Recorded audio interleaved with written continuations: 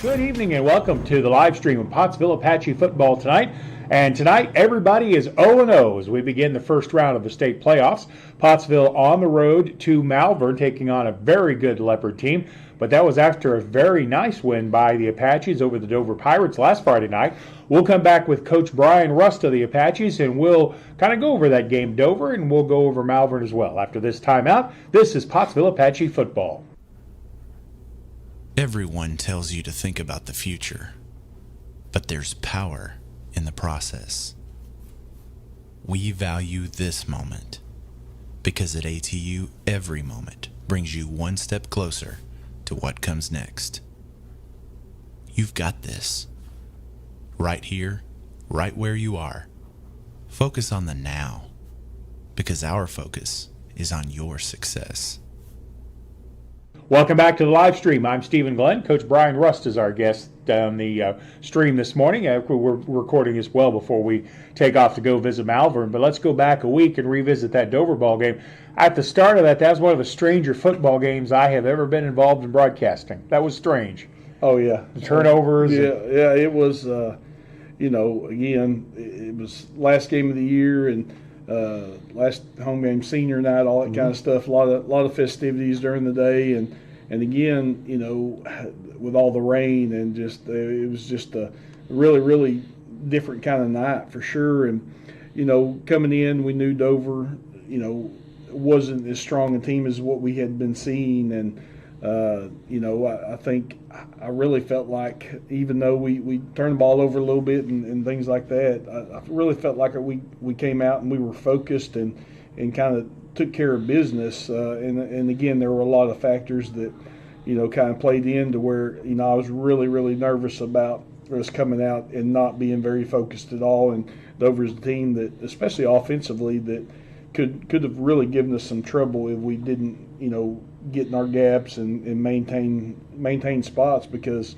they were huge up front and had a couple kids that could run.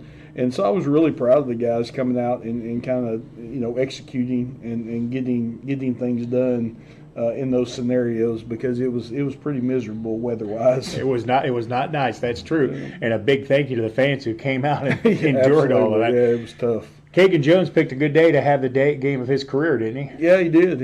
He had a big night, and again, Kegs is, throughout the year has shown signs of being a really outstanding player, and obviously, out of everybody on the team, I'm not sure we have a harder worker, a kid that tries to prepare more. And again, that showed, with being in the right spot, right place, right time a couple times, returning one for a touchdown, running one for a sweep, and catching a few passes. Just had a really good night, both sides. And again, he's a leader and he wants to be great.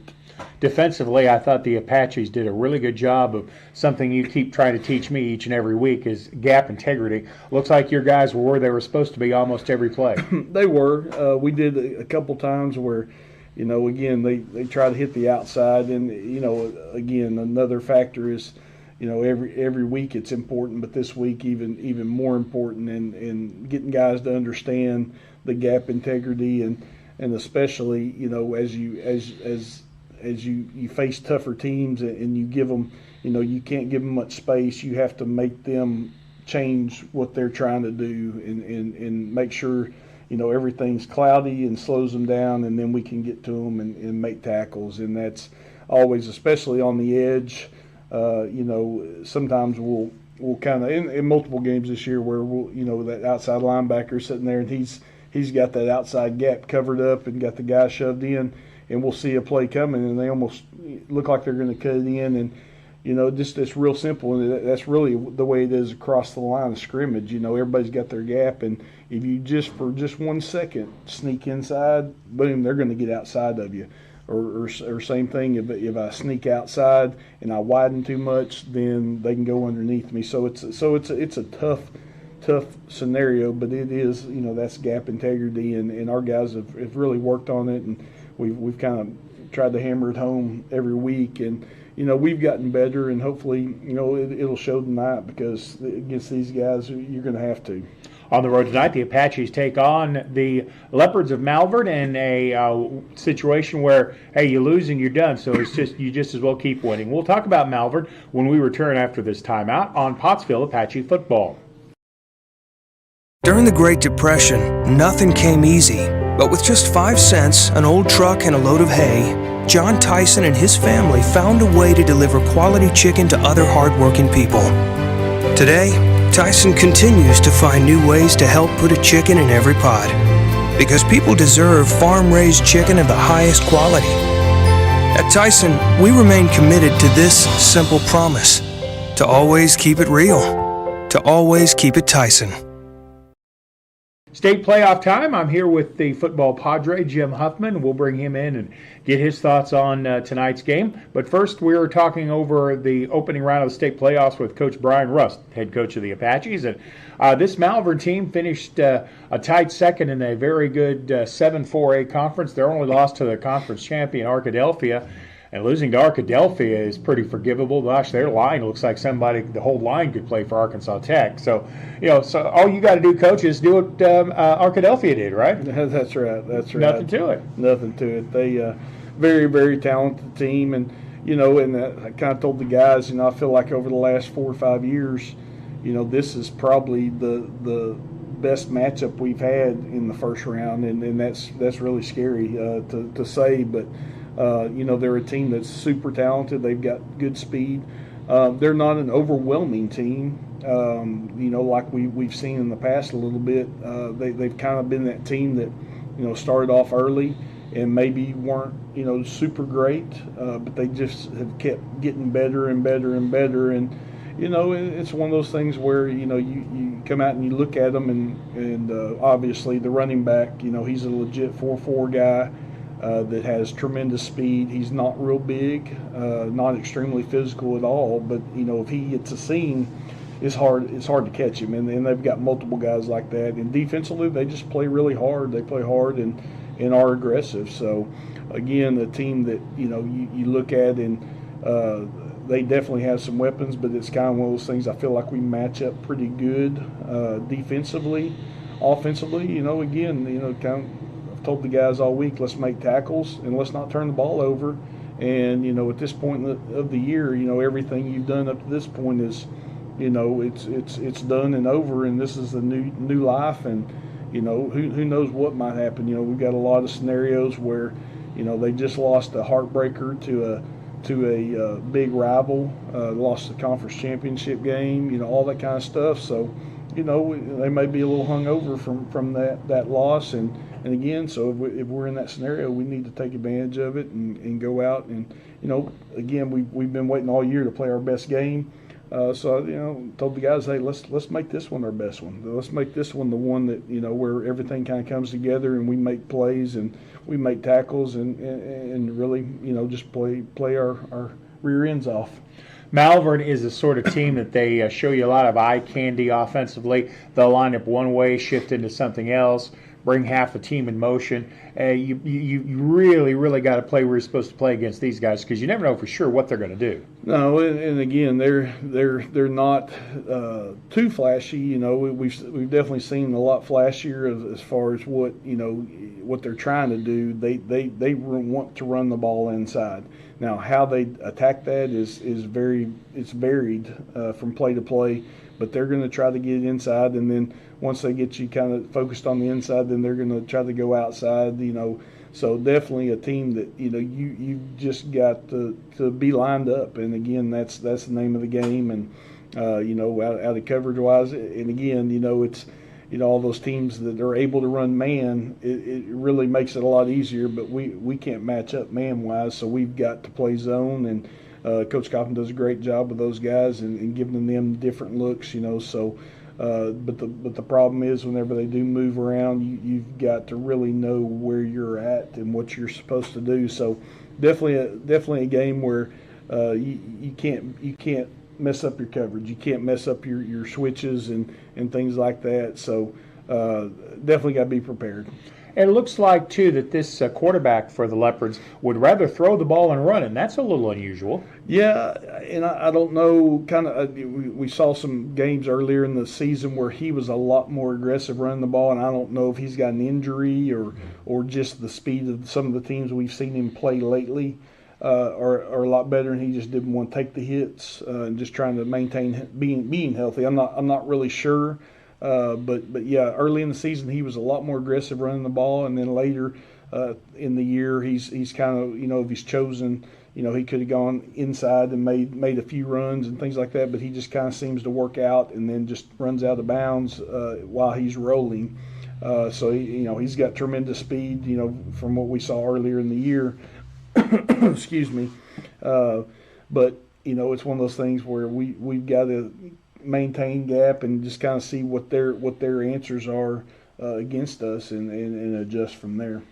All right, and it also looked like there were several times when Arkadelphia had success running the ball right straight at them, right straight at their defense. And we do pretty good at that too, right? That ought to make you feel good. Yeah, it does. And again, they, I don't love our matchups totally, but I really feel like, with some, Coach Jones again does a good job of moving guys around and kind of giving different looks, and I think we have some answers for what they do, and again, a lot of it just execution, and again, we have to understand it's going to be really hard to have those big plays and just break out and score 40, 50-yard runs against these guys because they're so fast. So we have to understand success is if we get a 5 or 6 yard play, that's pretty successful, and if we get 5 or 6 yards and all of a sudden we turn it into 15 or 20, man, that's a fantastic play.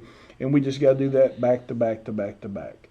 Injury-wise, how are we coming into tonight's game? I feel like we're as healthy as we've been all year. With where we're at, I feel like we're healthy. So I don't think anybody's hurting. So that's a good thing at this point of the year. Key tonight for Apache road victory. Obviously, what we preached all week is tackle. We're not going to get that big hit that they're going to put on Sports Center and stuff like that. We're not going to get those kind of hits on these guys. We have to get to them, get a hold of them, and gain tackle.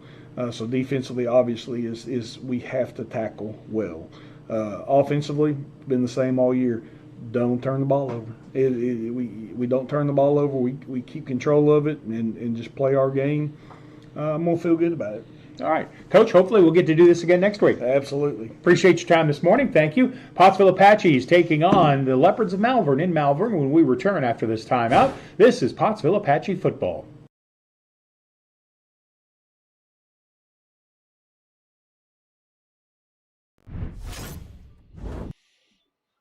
Now live at Leopard Stadium, where we will bring you tonight's game from David Alpe Field. I'm Stephen Glenn. Brother Jim Huffman, the football padre, is to my left. We have a host of multitudes producing tonight's football game. And tonight it is beautiful clear skies and 72 degrees.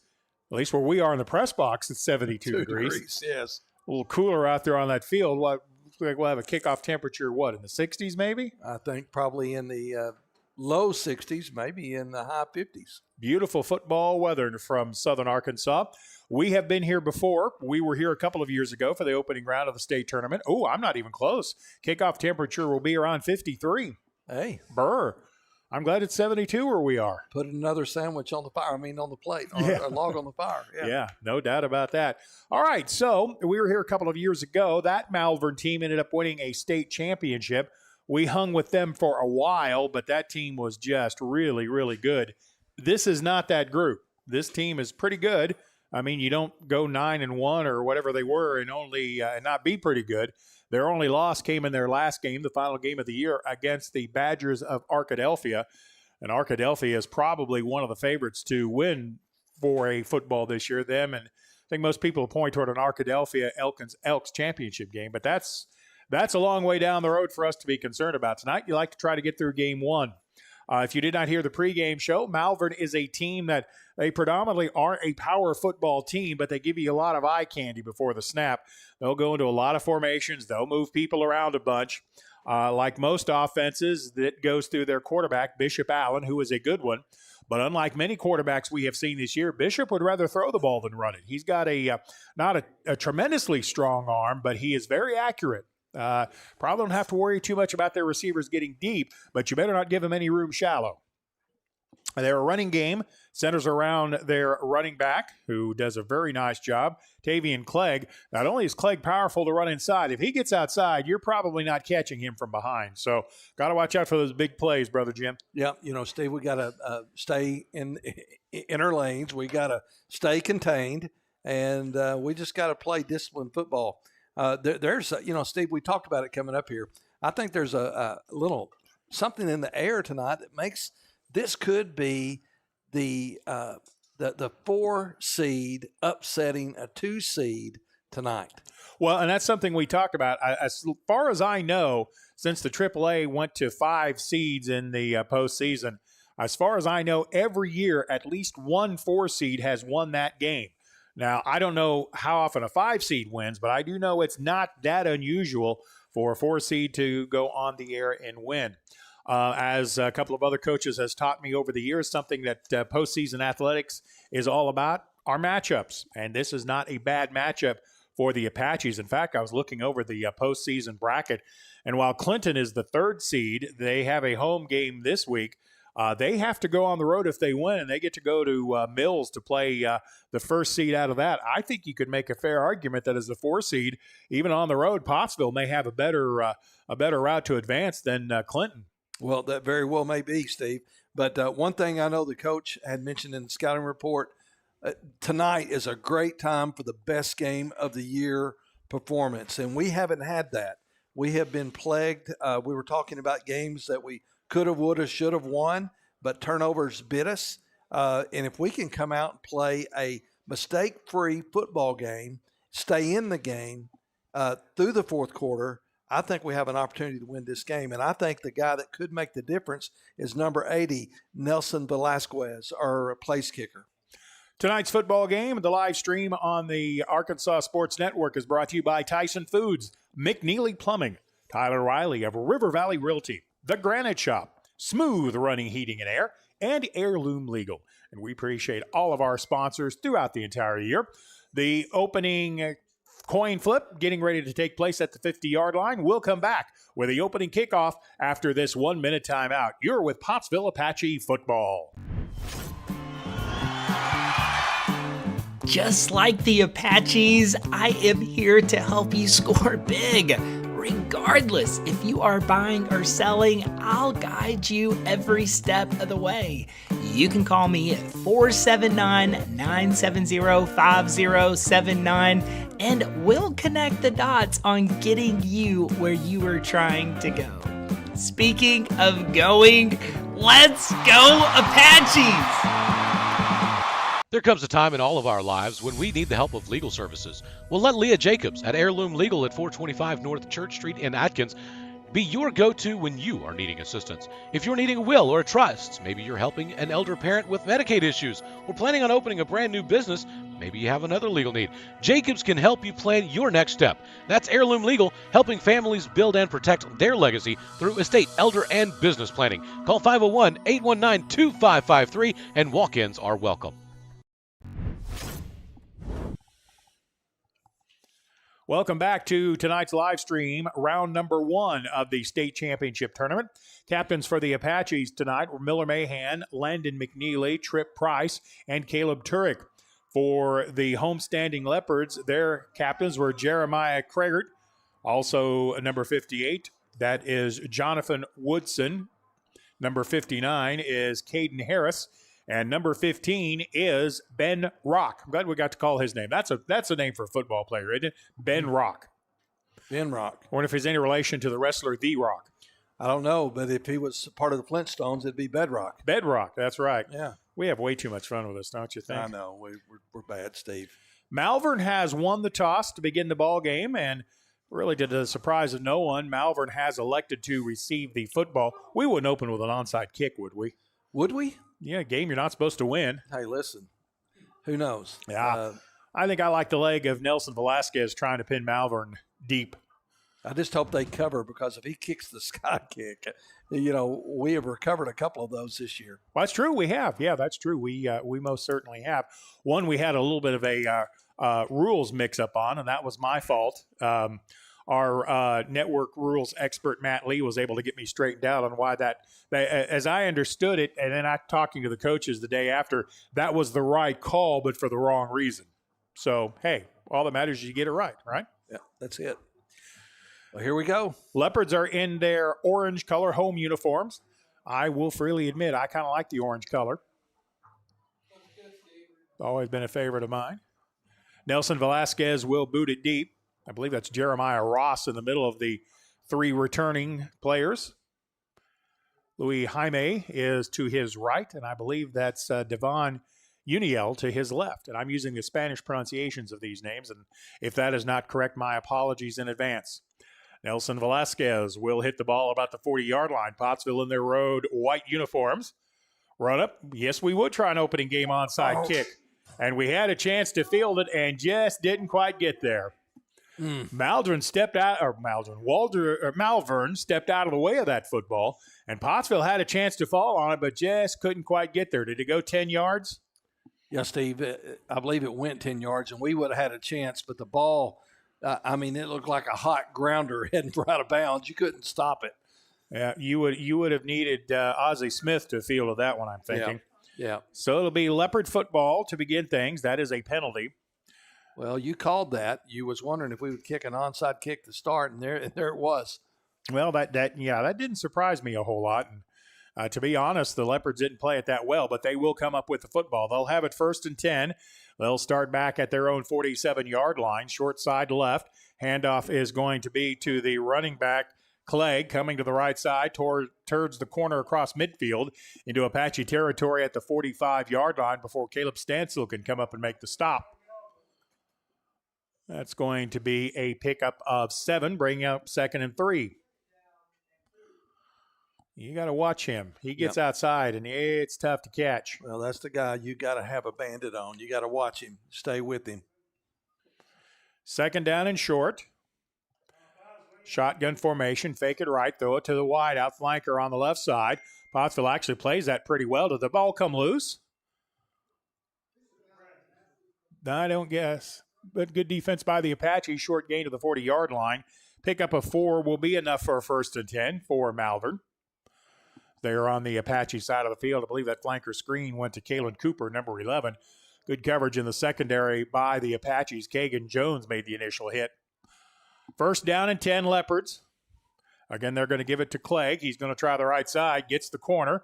Stiff arms one Apache, gets inside the 30 to the 25-yard line. Hard running by Tavian Clegg. Tackle made by Slayton Graham, but that's going to be a pickup of about 12 yards and another 1st down for Malvern. Well, they're marching down the field quickly. Picked up 15 yards on that one. You can see why their offense wanted the ball first. 2 backs in the backfield along with the quarterback. They're going to give it to Clegg. He's going to try to get outside on the left side. Turns the corner. Runs into a couple of Apaches at the 20-yard line between the hash and the numbers. That's still going to be a pickup of about 6 yards, though. Yeah, 5 or 6, Steve, and just staying behind his blockers and picking up yardage as we give it to him. Pickup of 6 to the 19-yard line. 2nd down and 4 for the Leopards. Wired out to the right side of the formation is Louis Jaime. Wide out going to the left, Kalen Cooper. Quarterback is Bishop Allen, takes the quick snap. They're going to give it to the different running back this time. I believe that's Elijah Hogan going to the right side. He gets inside the 15 down to the 10-yard line. That's going to be another 1st down. I told you this Leopard team liked to run the football. They are a powerful bunch. I'm sorry, that ball carrier was Devon Juniel. Juniel, the left side halfback, gets the handoff again, and he gets hit in the backfield, manages to fall forward across the 10 to the 9-yard line. Much better defense that time by the Apache run defenders. Yeah, I think he picked up about 3 yards on that run. Mason Vick coming up from the linebacking spot to make the stop. Down to the 9-yard line is where they're going to officially spot it. Pickup of 3. 2nd and 7. This is the longest they've had on 2nd down. Slot left, one wide out to the right. Single coverage on the left side of the field. They're going to give it on the wing back reverse, and Pottsville was there ready for that. No gain on the play as Trip Price read whatever key he's reading perfectly. Came up and made a tackle in the backfield for a loss of 3 as they handed off to Juniel. Yeah, good read and a good tackle by the big senior, Trip Price, number 5. 3rd down and 10 coming here. I've got a feeling they may try Clegg again. They're going to send a slot to the left side. The slot receiver is Cedric Cook. First time we've seen him. Flanking him is Kalen Cooper. Quick snap, back to pass, throw into the end zone is going to be complete. It's going to be right at the first down. Well, it wasn't goal to go. I think that is going to be a first down, though. Very precise pass pattern run by Kalen Cooper to pick up the yardage needed for a first down to the 3. Pretty throw and catch on the timing route. The receiver, Kalen Cooper, curled up just perfectly. He curled up just as the ball got there. Good timing between the two, and it's 1st and goal to go from the 3. Double barrel shotgun. They're going to give it to Clegg. Makes one man miss in the backfield. Gets the corner turned, and he's into the end zone for a Leopard touchdown. Very impressive opening drive by Malvern, was it not? Steve, it was. With 8 minutes and 53 seconds left to play in the first quarter. 9 play, 52-yard touchdown. On to attempt the point after. I believe it is Evan Stewart, right leg kicker. Snap is down. The kick is on the way, and it is perfect. So the first score of the night with 8:53 to go, quarter number 1, it is the Leopards 7. I wonder why they put 9 up there. Leopards 7, Pottsville nothing. We're back after this timeout.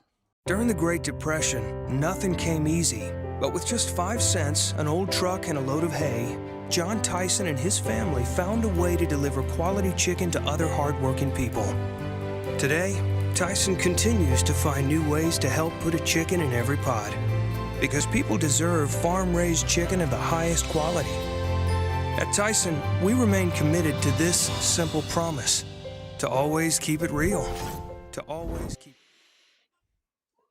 Very impressive drive by Malvern. It was a 9-play, 52-yard touchdown march.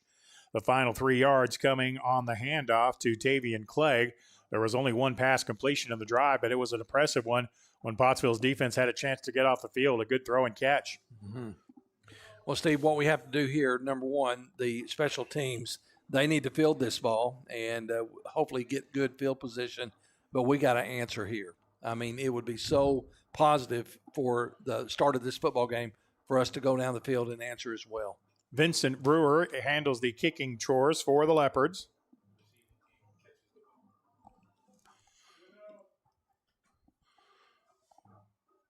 Pottsville receiver has running room across the 35 to the 40, the 43-yard line. Kagan Jones showing good speed once again. Expect him to have a bigger role in the offense tonight after the way he played against Dover. Yeah, Stephen, there it is. You know, we're going to start out with good field position. What about the 45-yard line or no, a little bit? About the 44, let's call it. Okay, you bet. Pretty good field position, as you say.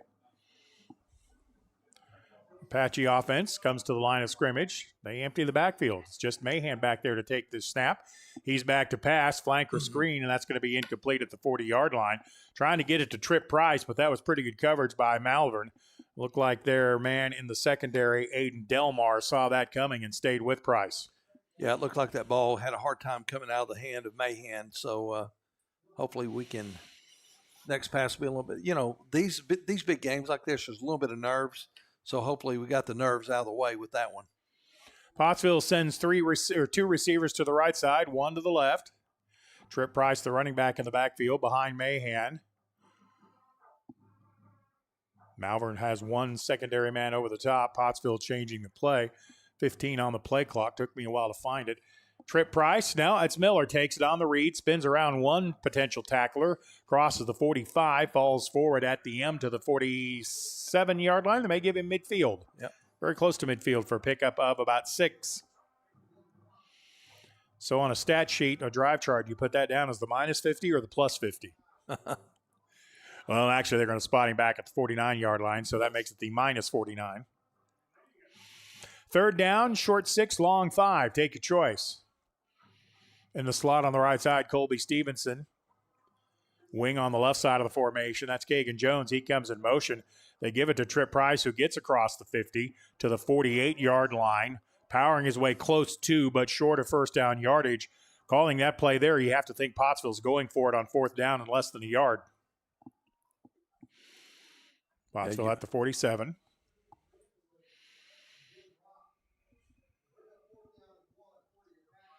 Fourth and a yard. Miller Mahan has the play from the sideline. I'd like to see him run up there and snap and just go straight ahead. Mahan is up under center. That's kind of different. In fact, this is the dead tee. Malvern showing blitz. They've got 9 men in the box. In fact, 9 men at the line of scrimmage.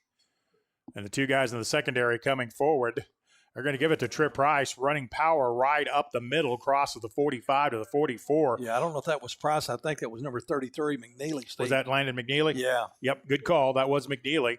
Your big fullback when he's not lined up at a tight end position, and that was pure power football that worked very well. In fact, they picked up 4 yards on the play.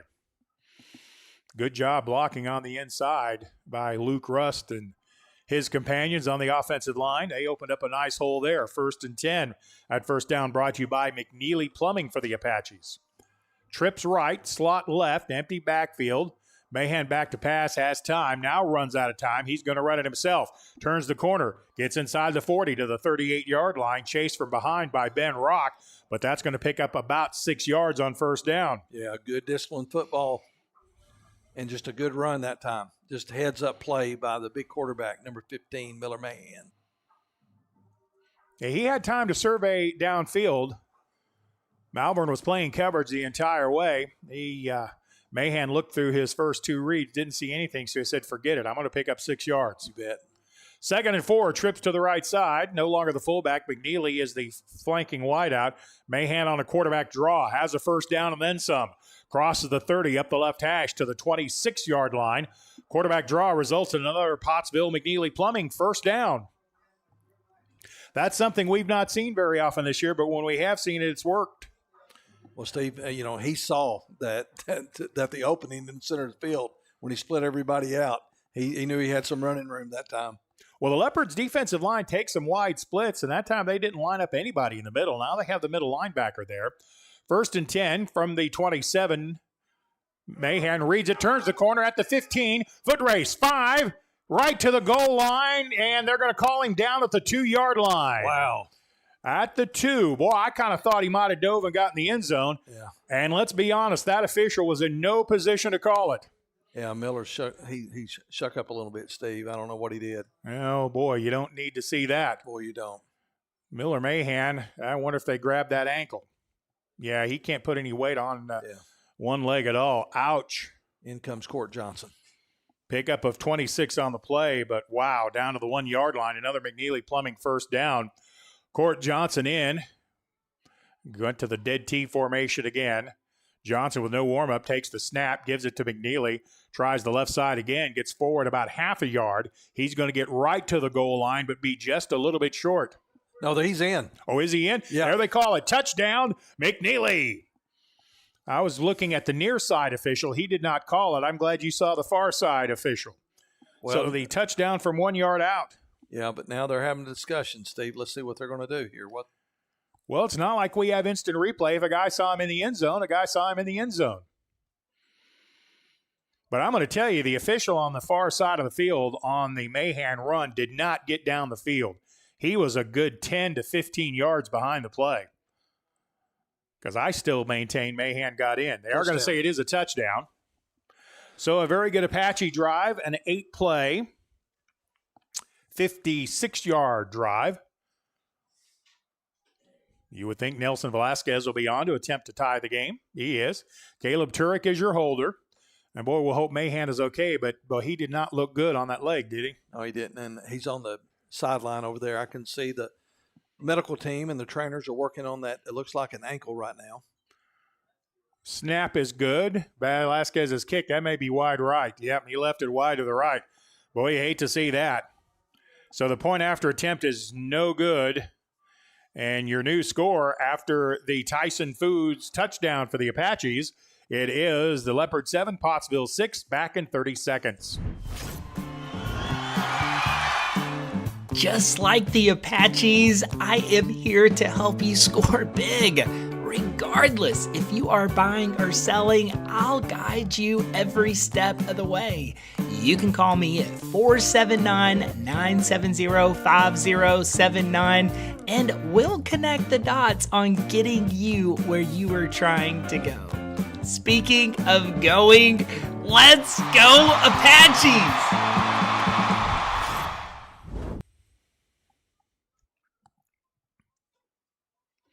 You could tell there was something off on that kick from the moment Velasquez ran up on it. He left it wide right. So the Leopards have the slimmest of margins. They lead the Apaches 7-6, but that 8-play, 56-yard drive by Pottsville got the attention of the home fans. It's suddenly kind of quiet in here. It did. And Tavion Clegg is going to be the deep man in this return. In Pottsville's original kickoff, they tried the onside kick. Kickoff brought to you by Tyler Riley of River Valley Realty, bringing you the run-up by Velasquez. This time onside kick attempt to the right. Malvern plays this one much better, and it's fielded at the 47-yard line. I think they had kind of a hands team in the game. Evan Stewart was able to field that. He's one of the backup wide receivers. Let's see, 5:58 to go in quarter number one. Yeah, kind of surprised that we're going Kevin Kelly here doing that. But well, I understood on the first one. You think you might catch him sleeping. I don't know about that. I don't like giving them a short field twice. But if they wanted my opinion, they'd ask. Leopard football, 1st and 10. They're at their own 46-yard line. Interesting trip formation to the right. Quick snap. They're going to turn the corner on the near side. Penalty flag, fumble. Pottsville recovers the fumble. I think the penalty is going to be a hold on the Leopards. Pottsville has the football. It's two Apaches fighting for it. Give the fumble recovery to Landon McNeely. Now let's see the penalty flag. Yeah, Leopards coming off the field. I think that's a hold on Malvern in the backfield. Yeah. And Court Johnson is coming back to QB this football team. So big fumble recovery, good turnover created by the defense. Pottsville will take over 1st and 10 at the Leopard 47. 5:52 to go in the first quarter. 7-6, Leopards with the lead. Now we've seen a lot of Court Johnson, so he's not completely unfamiliar with game action. Trip Price, the only back in the backfield, wing on the left side. Court in the gun. He gives it to Trip Price. Price met right at the line of scrimmage. That read was probably keep the football for the quarterback, but you don't know in this situation if he actually has an option there. That might have been a handoff no matter what. Yeah. Does pick up a yard. Pickup of yard moves it to the 46-yard line. Yeah, just because it looks like a read option doesn't actually mean there is an option there. That might have been a handoff all the way. And I suspect with a new quarterback who had basically no warm-ups, you're probably not letting him read things just yet. Colby Stevenson goes wide to the right. Nobody picks him up. Now they run somebody out there. They're going to give it to Trip Price again. He bounces it outside, gets inside the 41, finding his way down to the 40-yard line. Trip Price picking up good yards. I think that was supposed to go inside, but he read it right and bounced it outside, and it's going to bring up 3rd down at about 3. Yeah, 3rd manageable, Steve, here, and we need to pick this up. Of course, I believe we're in 4-down territory again. I think you are right. 4:50 left to go, quarter number 1. Leopards lead at 7-6. Pottsville with the first big break of the game with a fumble recovery, but they've got to pick it up on 3rd down here. Out of the pistol, Trip Price the back. He's going to take the handoff, tries the right side again, still fighting up the hash mark across the 48 to the 47. This is going to be close. Where are they going to spot him down? Yeah, they're saying 1st down, Steve. It is a 1st down brought to you by McNeely Plumbing. I will move the ball to the 37-yard line. At the 37 of the Leopards. 1st and 10, Pottsville. So far, we have seen handoffs to Trip Price by Court Johnson. Court is a good athlete. Doesn't get in the flow of the game, and we may see him cut loose. Again, the handoff goes to Trip Price. He's got running room up the middle. He'll cross the 33 to the 32 to the 31-yard line. This is the kind of grinded out drive you'd like to see by the Apaches as well. Keep that high-powered Leopard offense on the side of spectators. Yeah, I believe he picked up, about 6 yards on that carry? 6 yards exactly to the 31-yard line. 2nd down and 4. Well, we saw last week Court Johnson on a run, Steve, and we saw that he does have speed. Wide out wide to the right. Going there is Caleb Turek. Wide out to the left side on 2nd and 4. They bring Jones in motion. Again, the handoff goes to Price. And I think Malvern has figured out that what looks like an option is going to be a handoff. They're going to have to let Court pull it and keep it to keep Malvern honest. Yeah. Loss of a yard back to the 32. Loss of 1. 3rd down and 4.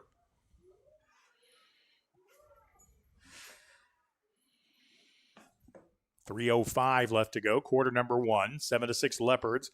Big 3rd down coming here. 3rd down and almost 5. And Caleb Turek comes wide to the left. Slot to the left side. Court Johnson motions Trip Price out of the backfield. Takes the snap. Pass over the middle is wide open. McNeely catches it at the 15, the 10, up the sideline to the 5. Powers into the end zone. Touchdown, Pottsville. Oh, what a great play. Tyson Foods, touchdown by the Apaches. Good throw and catch. Boy, and Court put that right on him, didn't it? Well, he did. So the turnover pays off dividends for the Apaches. Now Pottsville will go for 2, I think. No, they're running. Are they running Velasquez out there, or is this different offense? No, Nelson is coming out. Yeah, no sense in chasing that point just yet. I think the conventional wisdom is don't chase it till you absolutely have to. 32-yard touchdown pass from Court Johnson to Landon McNeely.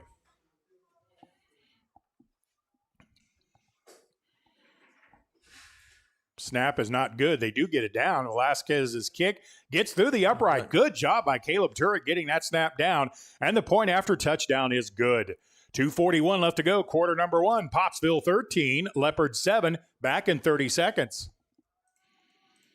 There comes a time in all of our lives when we need the help of legal services. Well, let Leah Jacobs at Heirloom Legal at 425 North Church Street in Atkins be your go-to when you are needing assistance. If you're needing a will or a trust, maybe you're helping an elder parent with Medicaid issues, or planning on opening a brand new business, maybe you have another legal need. Jacobs can help you plan your next step. That's Heirloom Legal, helping families build and protect their legacy through estate, elder, and business planning. Call 501-819-2553, and walk-ins are welcome. So the Pottsville Apaches, after the fumble recovery, boy, what a sequence of the last few plays by Landon McNeely. He recovered the football and then made a nice catch and an even better run from 32 yards out. And with the point after touchdown, the Tyson Foods touchdown gives Pottsville a 13-7 lead. Let's see if Velasquez kicks this one deep. Deepest Leopard is at the 13-yard line. Now they're going to line drive, kick it. Well, that had some weird spin on it. It's going to go out of bounds. And once again, Malvern's going to come up with a short field. Well, that did, Steve. It looked like a top spin. Yeah, it was spinning round and round, like you say, just like a top. I don't know that I've seen that before. And with any luck, we won't see it again. At their own 42-yard line, Leopards will have it 1st and 10. That had to be a big confidence boost for the Apache defense. Not only get a stop on the play, but a fumble recovery, and then watch your offense grind it into the end zone. Leopards send Kalen Cooper wide to the left side. The quarterback is Bishop Allen. It's a diamond formation. They're going to give it to Juniel. Short gain up the left side. May have got across the 43, close to the 44-yard line, but only pick up of a yard or 2. Yeah, big number 78 for the Apaches. That's Malachi Brownlee. Yeah. Stayed at home, defeated his blocker, and made a big stop. Yeah, good job, Malachi. 2nd down and 8 after a pickup of 2. Jeremiah Craigett, the far wide out. Cooper in the slot. Flanker screen to the near side, and what a good play by the Apaches. That coming up on the stop was Caleb Turek. Flanker screen to Louis Jaime, and Turek said, not today. I believe Turek has watched some film, Steve. Yep. Well, that flanker screen was a play they ran a lot against Arkadelphia. Now, they had some success with it against the Badgers, so you had to know the Apaches were going to try to work hard to get ready for that. 3rd down and 11 coming. Yeah, good job by Caleb. Pottsville trying to get the stop after the Tyler Riley of River Valley Realty kickoff, and it's 3rd down and 11. You get a stop here, you keep momentum on your side. Motion man is Craigett. Back to pass, now under pressure. Trip Price chasing the quarterback, had him. Quarterback still going back, and he's going to be sacked all the way back at the 12-yard line. What pursuit by Caleb Stansel. Caleb Stansel just tracked him down. What a loss. Well, Steve, and their quarterback's down too. He's got something going on with his arm. Well, you don't want to see anybody hurt. Yeah, that may be an elbow or a wrist. It doesn't look like he can move that right arm. Man, that don't look good. And we'll pray both quarterbacks are okay. I think that's the arm he was trying to brace his fall with, and that field is hard. So the loss is all the way back to the 13-yard line. Loss of 44 on the play, I think. No, 46. Wow, Steve, you just – wow, you do hope the quarterback is all right. You want both quarterbacks to be okay. On to punt the ball away is Jarrett Heathcock. High short kick's going to come to the near side. Apache step away from it. It takes a Leopard bounce and will roll dead at the 42-yard line before being down there by David Hutchins. So the Apaches flip the field, and they will get the ball short on a short field again. Looks like this is going to turn into a battle of backup quarterbacks, doesn't it? Steve, it does. Right now, that's exactly what it looks like. I'm trying to see on the sideline. I know they're treating or tried to look at that quarterback. They're actually looking at his hand, Bishop.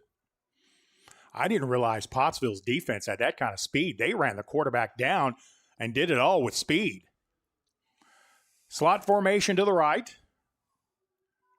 Court Johnson at the quarterback spot, gets the high snap, pulls it. He reads it perfectly. He's going to lose a yard, but that could have been a lot worse. Nason Vick was in at the fullback spot, and the mesh point kind of messed up a little bit, and a good play by Court to just keep it and roll to the right. He lost 2 yards, but that could have been much worse. Yeah, it could have, Steve, and just a good read by Court Johnson that time. That's going to do it for quarter number 1 of play. Boy, when this goes up on the scoreboard, it's going to raise some eyes across the state, isn't it? Yes, it will. As we begin the second quarter, the Pottsville Apaches 13, Malvern Leopards 7. We're back after this 1-minute timeout. It's so hot, you're going to think my prices look like a mirage. Wrong. The prices on these trucks are the lowest prices ever. My trucks look different. Drink plenty of water and wipe your eyes. You're not going to believe these prices. Go to D3 Auto Sales on Facebook right now.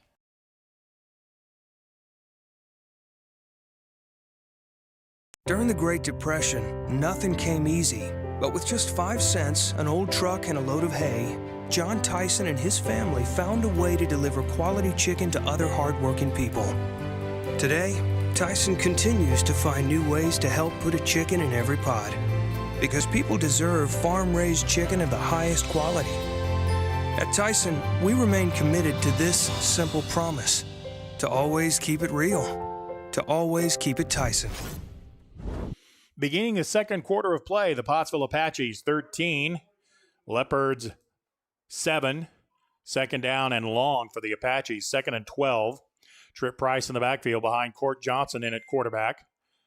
Johnson takes the snap, reads it, pulls it, moves up the sideline, hits open field, runs over a Leopard at the 30, gets down to the 25-yard line.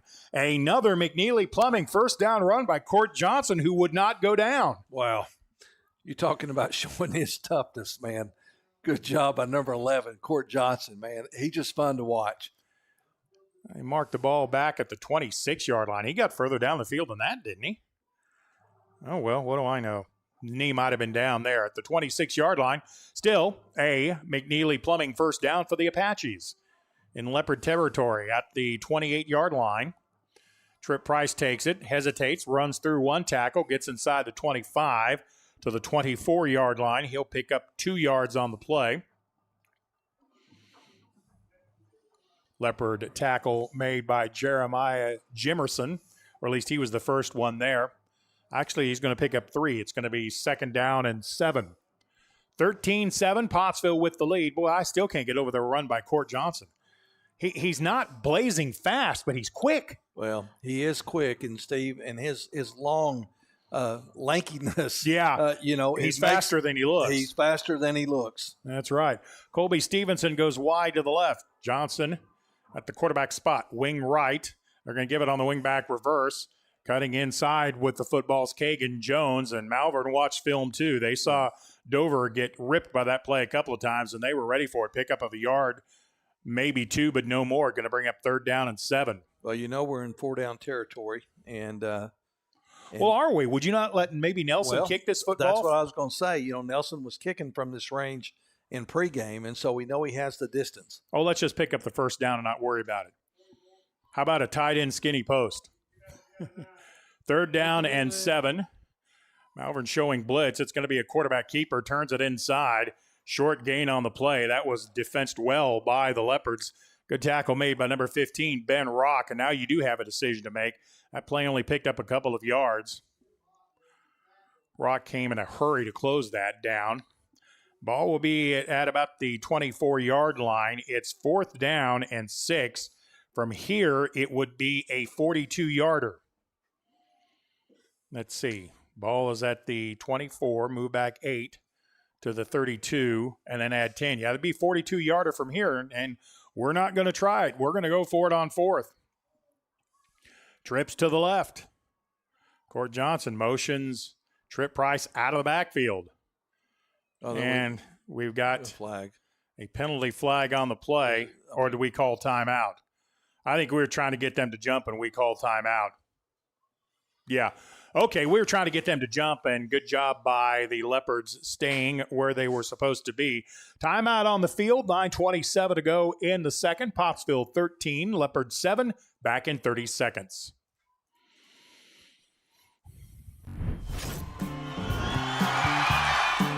Just like the Apaches, I am here to help you score big. Regardless if you are buying or selling, I'll guide you every step of the way. You can call me at 479-970-5079 and we'll connect the dots on getting you where you were trying. 41-yard attempt.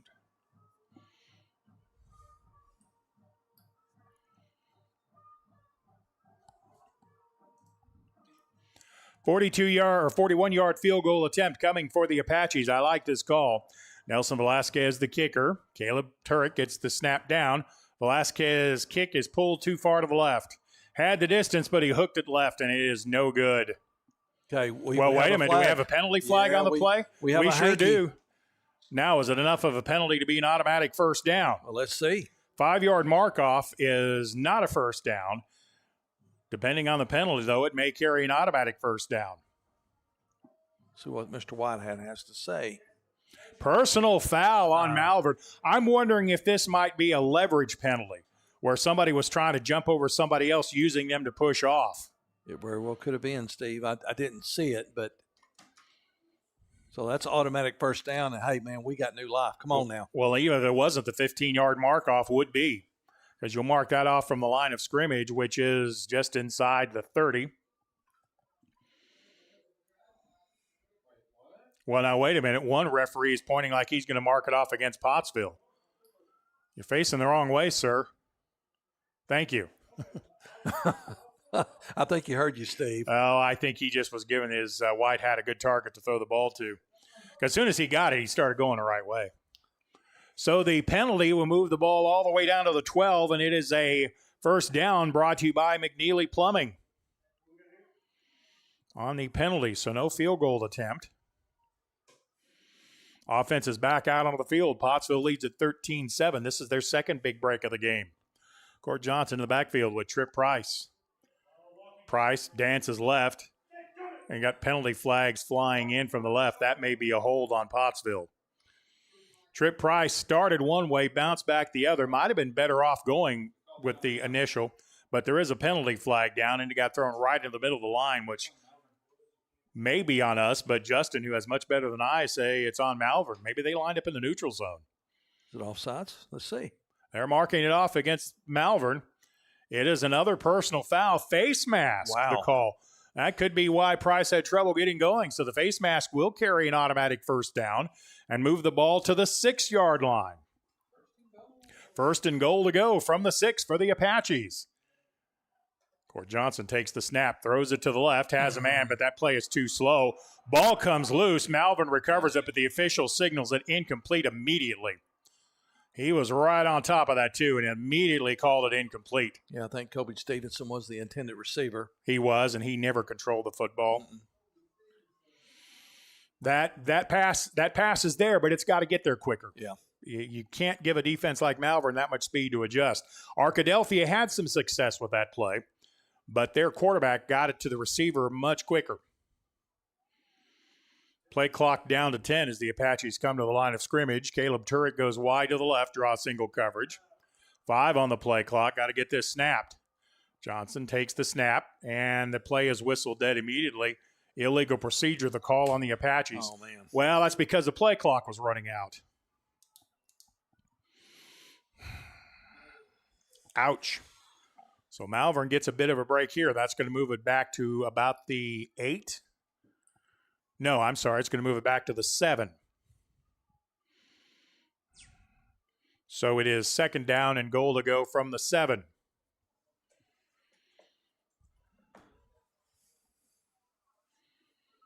Now the play clock finally starts ticking down. Colby Stevenson in the slot.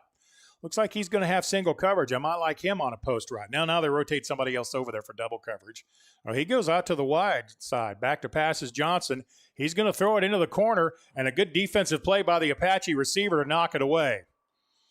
That was just a good play by the Apaches. That was going to be picked off. Third down coming. Well, Steve, what do you have here? What would you call? Well, I mean, you've all but got to throw it into the end zone, but those passes have gone to the wide side of the field, and Pottsville is not getting any separation there. I think I'd see if I couldn't hit McNeely on a quick post route. They're going to empty the backfield on third down and goal to go. Johnson back to pass. He's got McNeely wide open. Touchdown, Pottsville. You called it, boss. Woo! Good throw again. That's the same play they scored on earlier. Hey, if it works, don't fix it. That's it, man. What a great throw by Court Johnson. Tyson Foods' touchdown goes from Court Johnson to Landon McNeely. Landon's second touchdown of the night. He also has a fumble recovery. Pottsville on a, 44-yard touchdown drive. Velasquez on to attempt the point after. This kick is on the way. This is his best kick of the night. This one is good.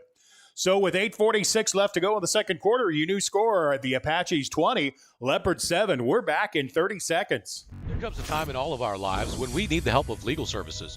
Well, let Leah Jacobs at Heirloom Legal at 425 North Church Street in Atkins be your go-to when you are needing assistance. If you're needing a will or a trust, maybe you're helping an elder parent with Medicaid issues, or planning on opening a brand new business, maybe you have another legal need. Jacobs can help you plan your next step. That's Heirloom Legal, helping families build and protect their legacy through estate, elder, and business planning. Call 501-819-2553, and walk-ins are welcome.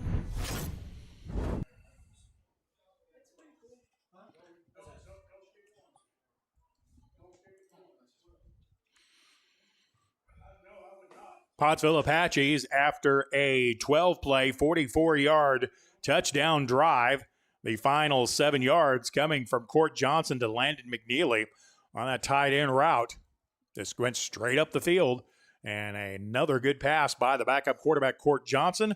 Point after touchdown is good, and the Apaches lead at 20-7 with 8:46 to go in the second. Another low line drive kick's going to go out of bounds again. But the Apache defense has done a good job stopping the Leopards, and we probably will see a backup quarterback for the Leopards.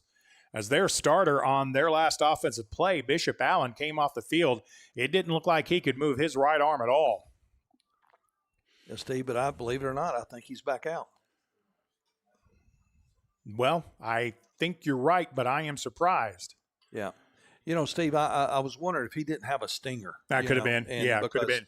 That feels like your arm's broke, but it's not.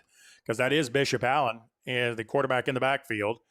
Brings a motion man. They're going to give it on a quick flick across the 45 to the 47-yard line. That's actually a forward pass to Kalen Cooper. You only throw it about 6 feet, but it results in a pickup of 7 yards. Well, Steve, this is important where when we tackle, man, we've got to tackle, and our defense has done a good job, but, man, you can't let a guy like that break one of those. 2nd and 2, they're going to give it to Clegg. He's not going to get the corner turned. Good defensive pursuit by the Apaches. Clegg gets knocked out of bounds by Kagan Jones. He had some help. I don't think they picked up anything on this. No, they did not. No gain on the play. 3rd down and a yard and a half, almost 2. It'd be good if we could get a stop here. Pottsville with a 20-7 lead, 8:17 left to go, quarter number 2. Full shotgun formation. They're going to give it to Clegg again. He's going to get hit at the backfield, hit at the line of scrimmage, spun down. He's going to be short. Yeah. Unless he gets an extremely generous mark, that's going to be short. Initial hit made by Kai Mahan, and it looks like Slayton Graham came in to cover it up, and, yeah, it's going to be 4th down. Yeah, about 4th and maybe a less than a yard. Ball is going to be at the 47. They have to get it right to the 48-yard line, and the Leopards are going to go for this. They've got the play. Coming into the field, John Fogelman gambling here, down 20-7. 8:13 to go in the second quarter. Watch out for a deep shot. We've got single coverage on both sides of the field. This quarterback loves to throw it. No, he's going to be tackled in the backfield after the handoff. Handoff to Juniel. Trip Price shot the gap, tackled him, stopped him, and over on downs goes the football. You know, I do believe the Malvern coaching staff are underestimating number 5, Trip Price. My goodness, what a play. So, again, the Apaches hold the Leopard offense, and the Apaches will take over in very good field position. They're on the plus side of the field at the 45-yard line with 7:59 to play in the half. Court Johnson, who's done a good job at the quarterback spot, is in. He has Trip Price right behind him, slot right. And they're going to give it to Price. No, Johnson kept it. Gets across the 45 to the 44-yard line and going to get even more as Court Johnson's helmet came flying off due to the tackle. So he's going to have to go out for a play, isn't he? No, if it's done on a penalty, I don't think you do. I think if it's done as a result of the play, I think he can stay in. Coach Lee, we could use your input here, sir. Okay. Well, that's what Coach. Yeah, we are within earshot of the Apache coaching staff, and they said the same thing. On a penalty, if it's just a natural result of the penalty, the helmet does not have to, or the helmet comes off. The player does not have to come out. That's the second face mask penalty on the Leopards, too. So that will be another McNeely Plumbing first down. That will move the ball all the way down to the Leopard 29-yard line on the penalty. First down and 10 Pottsville. The Apaches lead at 20-7. Johnson in at quarterback. Trip Price behind him. Going to give it to Price. Has running room across the 25. Inside to the 24 to the 23-yard line. Took about 3 Leopards to bring him down. That may be Coach Lee on the text machine right now. Good pickup on first down. Yeah, Matt Lee says that is correct. If where the helmet came off in the penalty, he can stay in the game. Coach Lee, our network rules expert. Yeah, he's in the booth, right? Right. Another first down by the Apaches brought to you by McNeely Plumbing on the penalty. Pickup of 5 on the carry down to the 24-yard line. Price again. We got a penalty coming in. And we stop the play, so it's probably on Pottsville. It is. Yeah, procedure call on the Apaches. So that's going to move it back to the 29.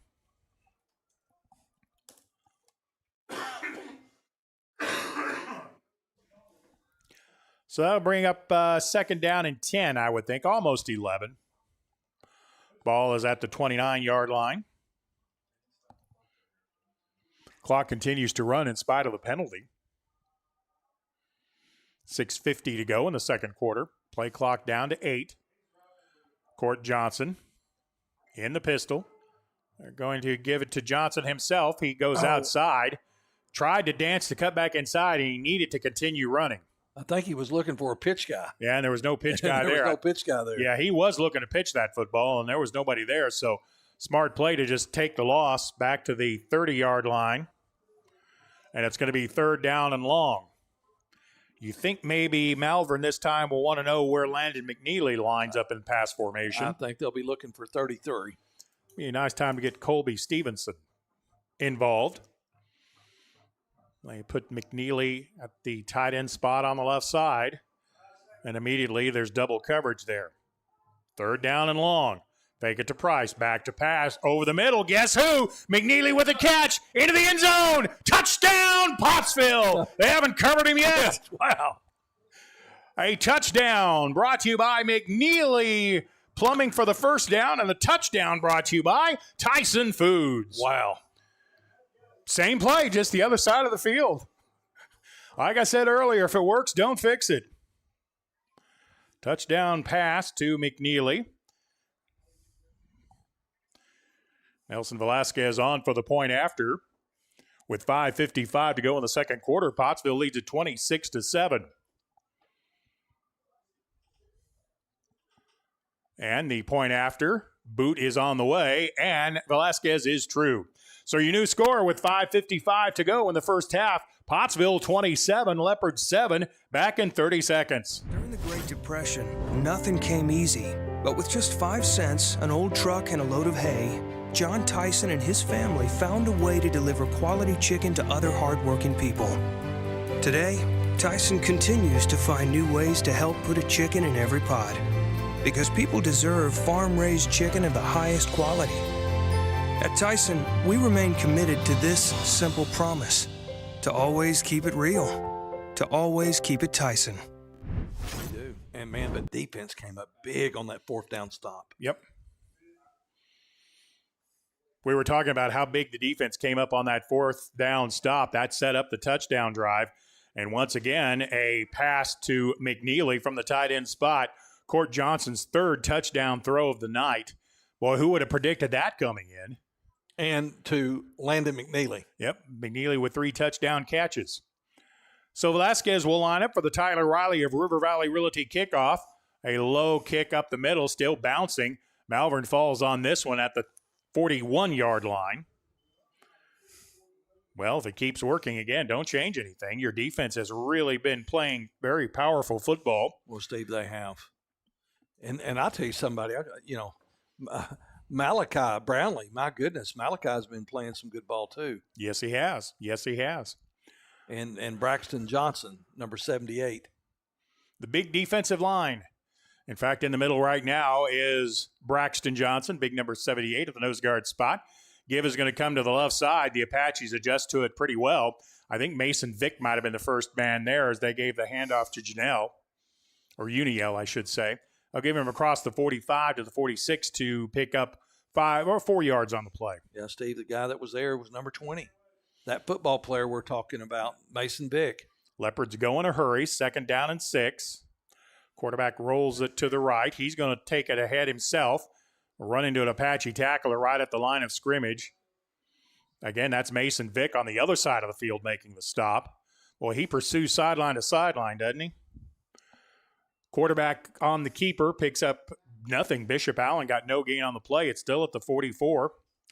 Leopards go no huddle. Well, now they do huddle up. My bad. Yeah, Vick and Stancil, Steve, they both, from that linebacker position, they have a nose for the football. 3rd down and 5, almost 6 for the Leopards. Quad wide out. Pass on the into the backfield and makes one man miss, but then the tackle made at midfield. Boy, it is hard to bring down Tavion Clegg, but the Apaches stop him right at first down yardage. Yeah, it's going to be a first down. If the Apaches could have got him on the initial hit, it would not have been, but a nice job by Clegg picking up first down yardage to the 47-yard line. 1st and 10, Leopards. Trips to the right, one wide out to the left. Clegg, the only back in the backfield. He gets the handoff, and he's met in the backfield by Trip Price.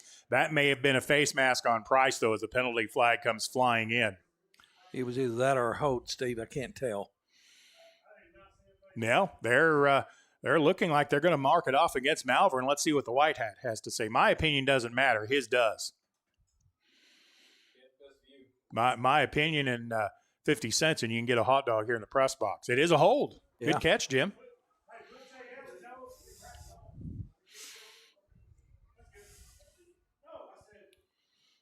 Markoff is going to move the ball back to the inside the 44-yard line to the 43.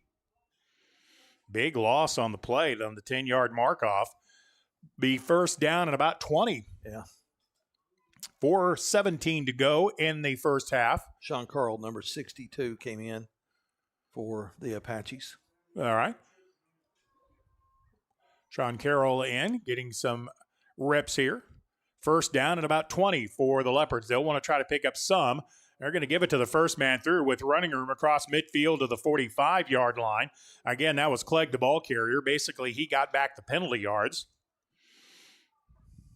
Pottsville looked like they had kind of sold out for a pass pattern there. In fact, he got back all the yards and then 4 more. It's going to be 2nd and 6 at the Apache 44-yard line. Under 4 minutes left to go in the half. Slot left on second down. They're looking left the whole way. Pass is too high and incomplete. Good coverage in the secondary by Kagan Jones. They tried a curl route that worked the first time through. They were trying to hit Kalen Cooper. Jones saw it before, and he read it perfectly that time, and the pass falls incomplete. We'll bring up 3rd and long, Steve.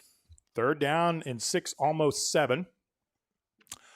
Clock stops on the incompletion with 3:31 to go in the half. You're going to give it to Clegg again, up the middle again. It's going to cross the 40 to the 39-yard line. That's going to be short of first down yardage. Caleb Stansel, the first Apache there. He got some help from Kagan Jones and Kai Mahan. It's going to be 4th down and about a yard. Yeah. And it's going to be a good yard. And you know, this is 4th down territory, trailing 27-7. You know they're going to go for it. By the time they snap the ball here, we'll be under 3 minutes to go. Kalen Cooper looked at the sideline for a long time. Watch for a shot here. It's out of the pistol formation. Although Clegg is such a good ball carrier, the snap is low. Quarterback comes up with it. He dives for the first down. Now, where are they going to spot him? If they gave him the full length of the dive, he's got it, and I think they probably should. Yep. I actually tried to tackle him about 3 yards short, and just a tough football play by Bishop Allen diving for the first down. You'd like to have seen the Apaches got a stop there, but that was the right call. His knee did not hit down until he got fully forward. Penalty flag on the play.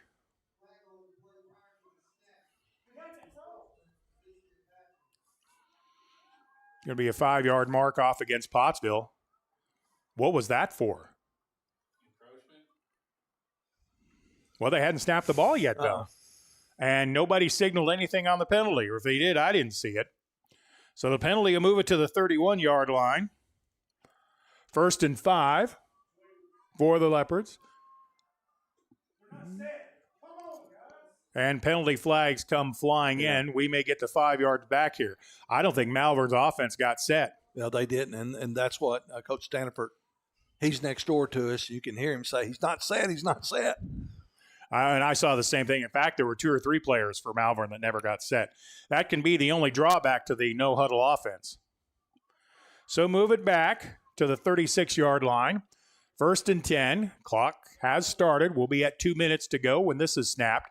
1st and 10 Leopards. Pottsville leads at 27-7. Motion man left to right. Looking route is knocked away by Mason Vick. He almost had a pick 6 on that one. If Vick, he got 2 hands on it, if he could have brought it in, it had been a foot race between him and Clegg to the end zone. That would have been a race I'd pay to see. Oh, well, I guarantee you that would have been a good one. So that is incomplete. So the ball is still at the 36-yard line, and I was mistaken. We're not under 2 minutes left. Leopards don't spend a lot of time at the line of scrimmage, that's for sure. Incompletion stops the clock. 2nd and 10. They're going to give it to Clegg again, right up the middle again. Tackle made by Kai Mahan, and he may have saved a touchdown. I think he did, Steve. Pickup of 9 on the play. It's going to bring up 3rd down and a yard. I told you this Leopard team likes to run power. They like to run right straight ahead. Pickup of 9 to the 27-yard line. 1:44 left to go in the second. High snap. Quarterback pulls it down. They give it to Clegg up the middle again. And the Apaches have to gang tackle him at about the 15-yard line. That's going to be a 1st and 10. Malachi Brownlee comes back into the game, the big run stopper up the middle. I think the coaches have seen enough of that straight ahead picking up yardage thing. To the 15, it is a 1st down Malvern with 1:26 to go in the half. Clegg again up the middle. And again with yardage, spins around 1 tackle And Pottsville finally fights to get him down at the 2-yard line. Yeah, they called him down. He spun forward, but the official saying no. Oh, now the near side official says touchdown. The official closest to the play was calling it down. Yep, they give Clegg the touchdown. I thought he probably got into the end zone, to be honest. I thought he got there, Jim. What do you think? Well, Steve, he had some help getting there. He was actually pushed in by some of his big linemen that gave him an extra push, but I believe he found the end zone. So the touchdown, point after kick is on the way, and it is up, and it is good. Point after touchdown made by Alan Cervantes. And with 1:15 to go in the second quarter, your new score, the Apaches 27, Leopards 14, back in 30 seconds. Just like the Apaches, I am here to help you score big. Regardless if you are buying or selling, I'll guide you every step of the way. You can call me at 479-970-5079 and we'll connect the dots on getting you where you are trying to go. Speaking of going, let's go Apaches!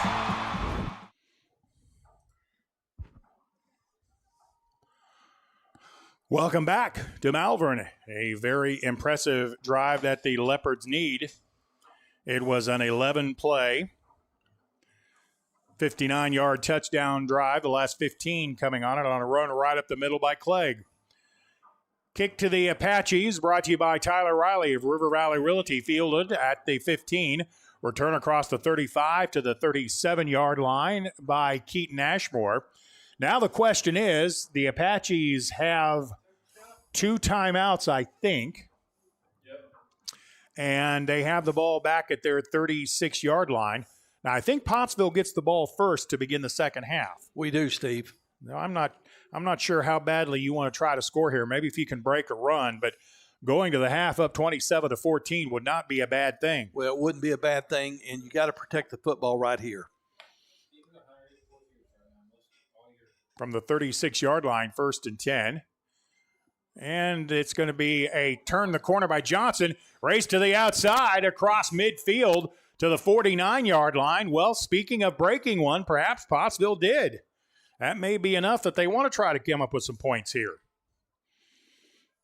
To the 49-yard line, that is a McNeely Plumbing 1st and 10. Clock continues to run with 59 seconds. The Apache switching up the formation. Malvern adjusting on the fly. Everybody is set. Johnson takes the snap and gives it to Tripp Price and goes ahead for about a yard. Well, you either take a timeout here or you let the clock run out. Take your choice. I think we're just going to let it run out. 37 seconds left to go. Yeah, they're bringing McNeely wide to the left. 28 seconds left to go. How far can Court Johnson throw a football? We're going to find out. Yeah, they've emptied the backfield. Trips right, pump fake, and now they finally throw it on the flanker screen, but that took way too long to develop. Pass falls incomplete. 20 seconds left to go. I say take a knee here, and let's start the third quarter up by 2 touchdowns. Malvern does have some momentum on that sideline. That last drive of theirs was just power football right straight ahead. Be interesting to see what sort of adjustments the Apaches can make on that. So from the 49-yard line, it is 3rd down and a bunch. 20 seconds left to go in the half. Pottsville does have a timeout. Court Johnson back to pass. They fake the screen. Now they throw it. It's going to be complete on the left side. Sprinting out of bounds, Caleb Turek. That's still going to leave 12 seconds on the clock. Not a bad gain, but it's going to bring up 4th down and 5.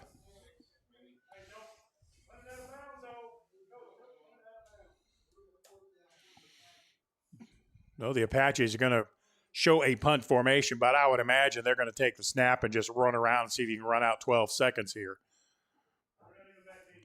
Colby Stevenson comes into punt formation. Boy, you want to get this long snap correct. Yeah, they have nobody back deep. No, they don't think we're going to kick it, do they? Well, they get the kick off. Kick bounces, goes into the end zone, through the back of the end zone with 5 seconds left. Yeah, Malvern's going to take over 1st and 10 at their 20-yard line. They'll have enough time for one play. Watch out for Tavian Clegg, I would think.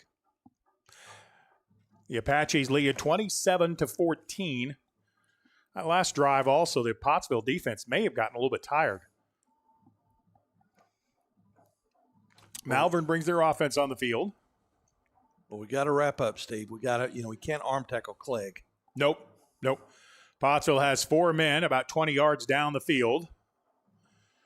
Quarterback takes the snap. They're going to go on a go route, and that's going to be, it's going to be caught. Did he get a foot down? He did, but it's not going to matter. Time's going to expire. Nice catch, I got to say. Good catch by the Malvern receiver, Kalen Cooper. It'll look good on the stat sheet. Good coverage by Kagan Jones, making sure he didn't get beyond him and contested the catch. And we have come to halftime. Again, this will raise some eyebrows around the state. At the half, the Apaches 27, the Leopards 14. We're back in 1 minute. There comes a time in all of our lives when we need the help of legal services. Well, let Leah Jacobs at Heirloom Legal at 425 North Church Street in Atkins be your go-to when you are needing assistance. If you're needing a will or a trust, maybe you're helping an elder parent with Medicaid issues, or planning on opening a brand new business, maybe you have another legal need.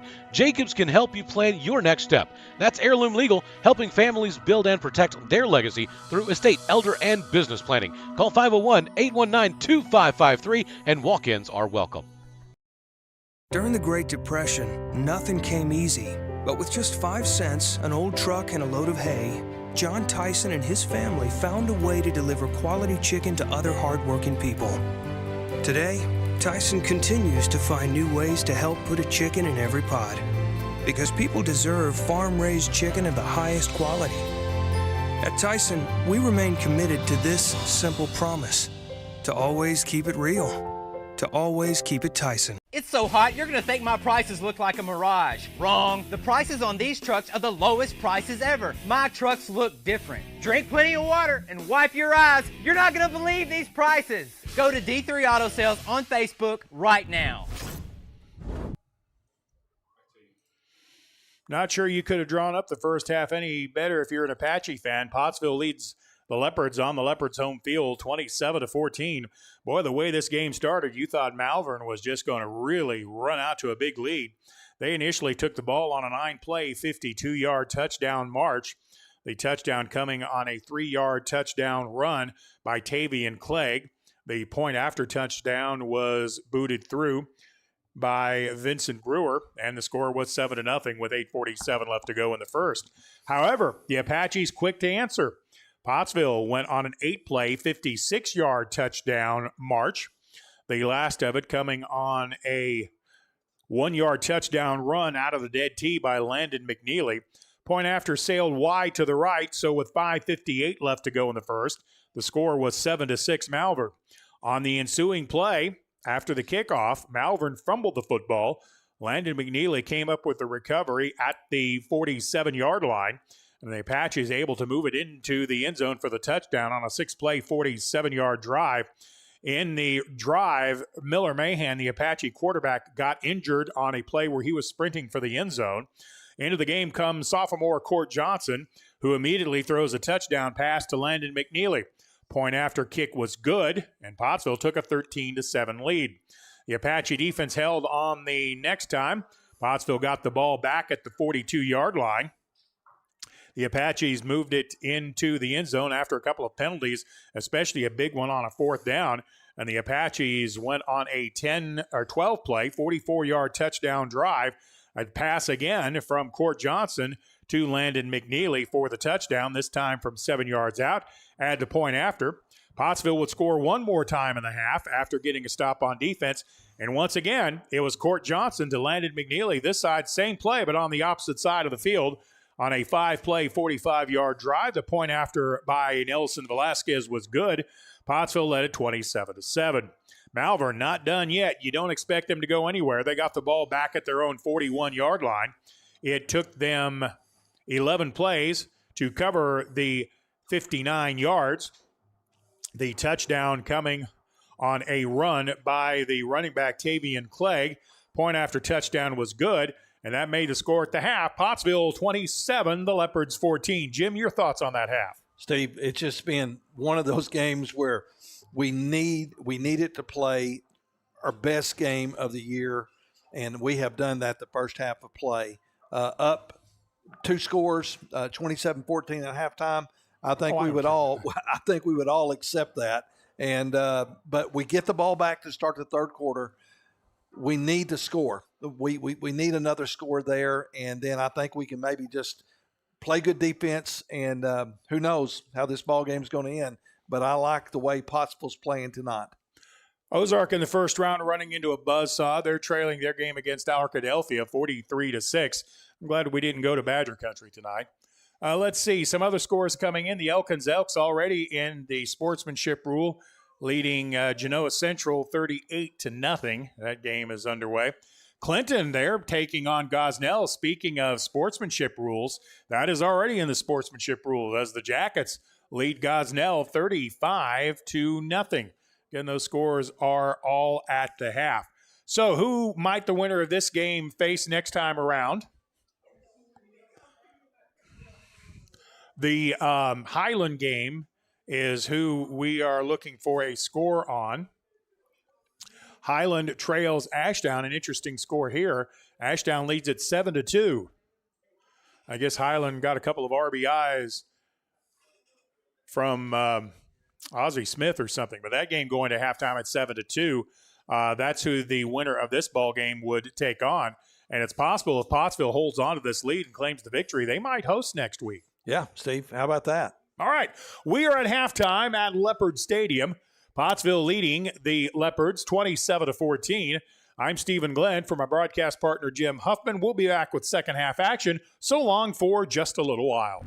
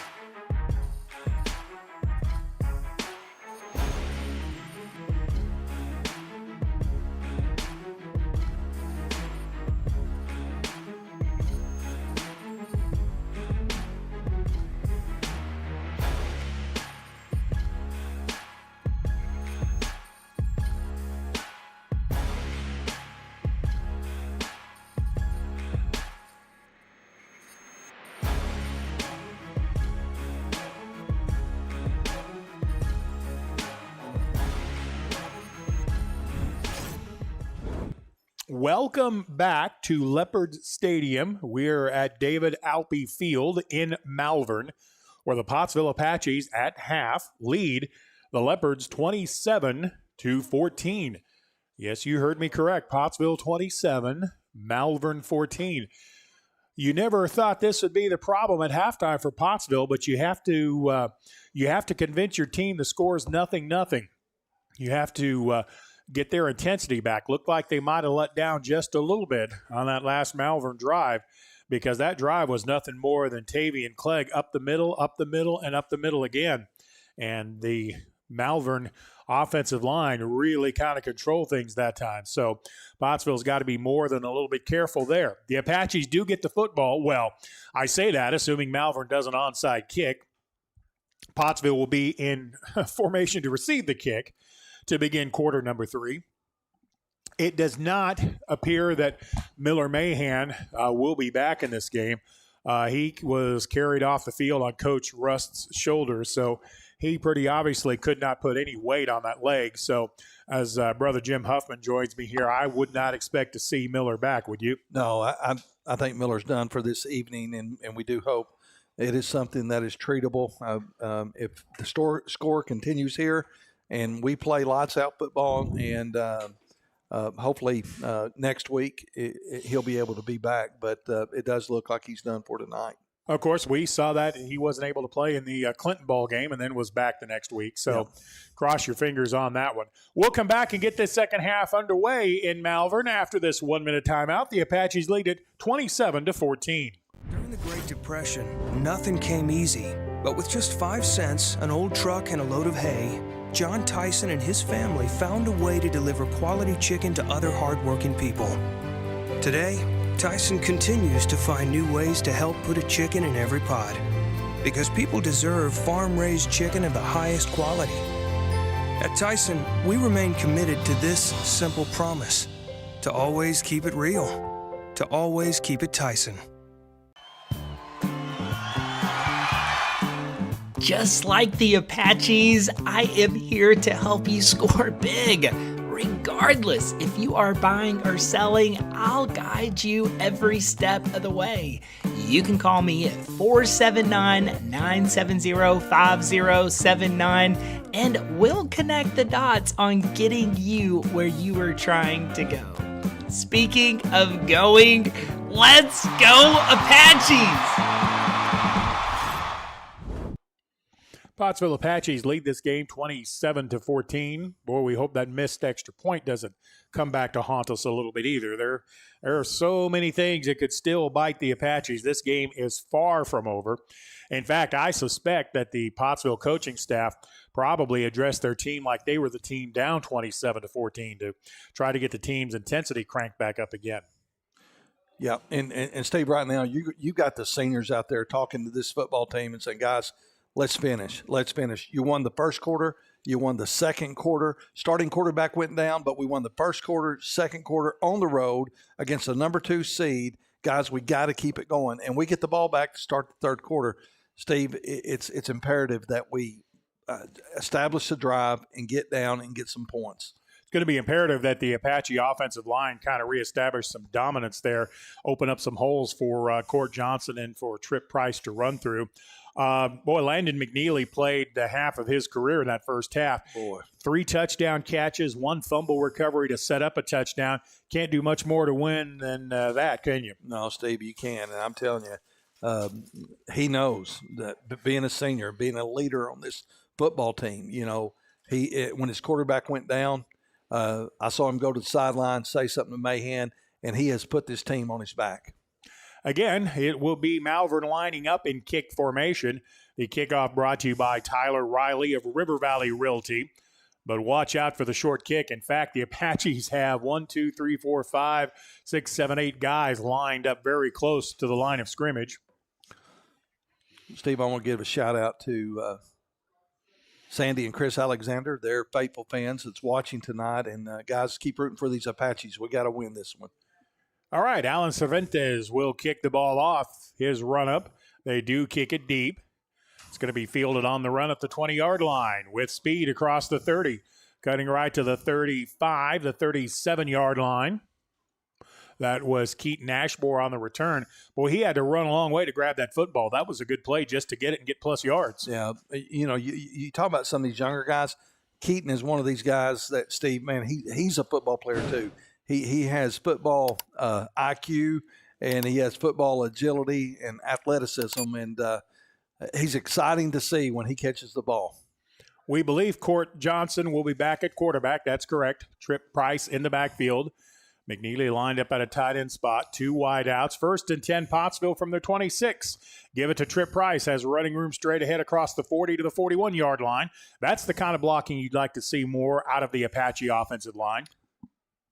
Good job on the inside by Luke Rust and by Dawson Parker, opening up running room to pick up 5 yards on the first down play to the 41. Yeah, it's good to see Luke back out there too. He was shaking up some last week, and it's good to see him back. 2nd down and 10.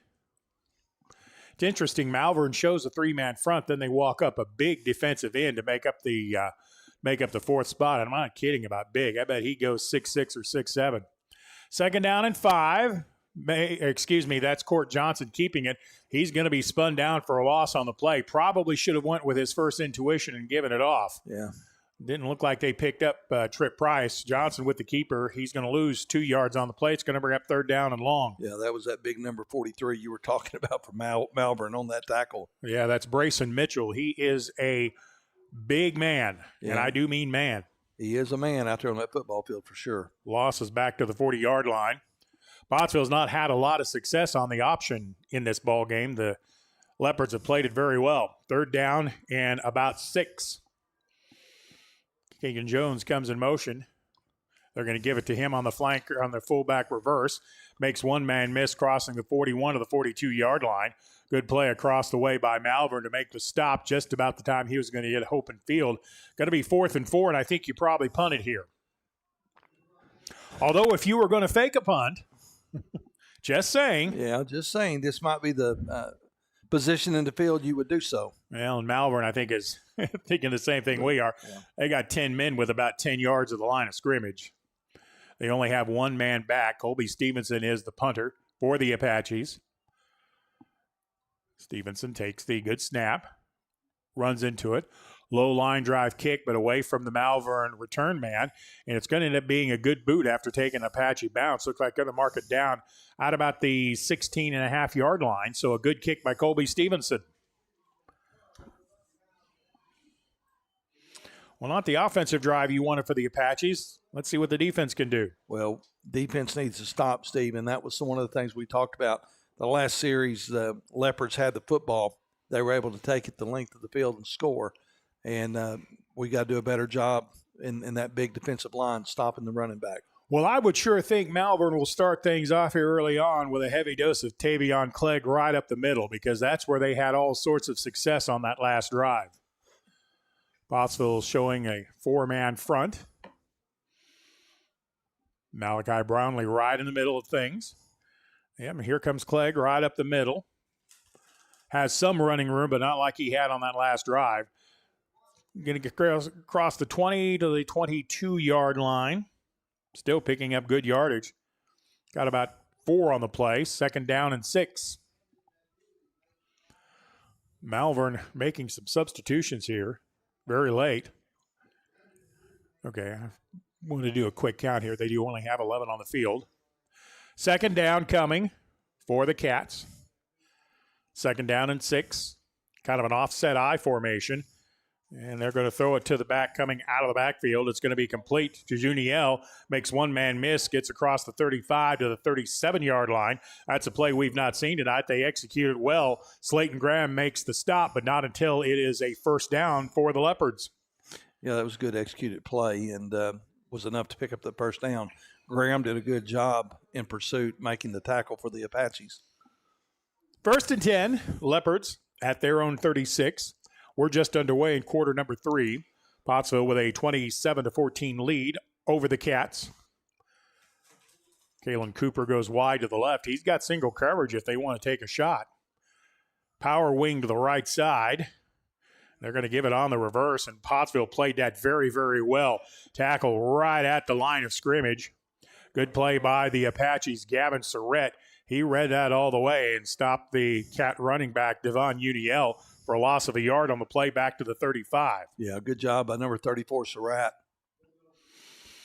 And again, Leopards go in a hurry. They no huddle. Double slot formation. Now they send Gabrielle Jaime in motion right to left to make a trips on the left side. And snap. They're going to give it straight ahead. And this time Pottsville is waiting on the running back. That time Clegg had nowhere to go. Got back to the line of scrimmage, maybe. Landon McNeely got over to make the stop.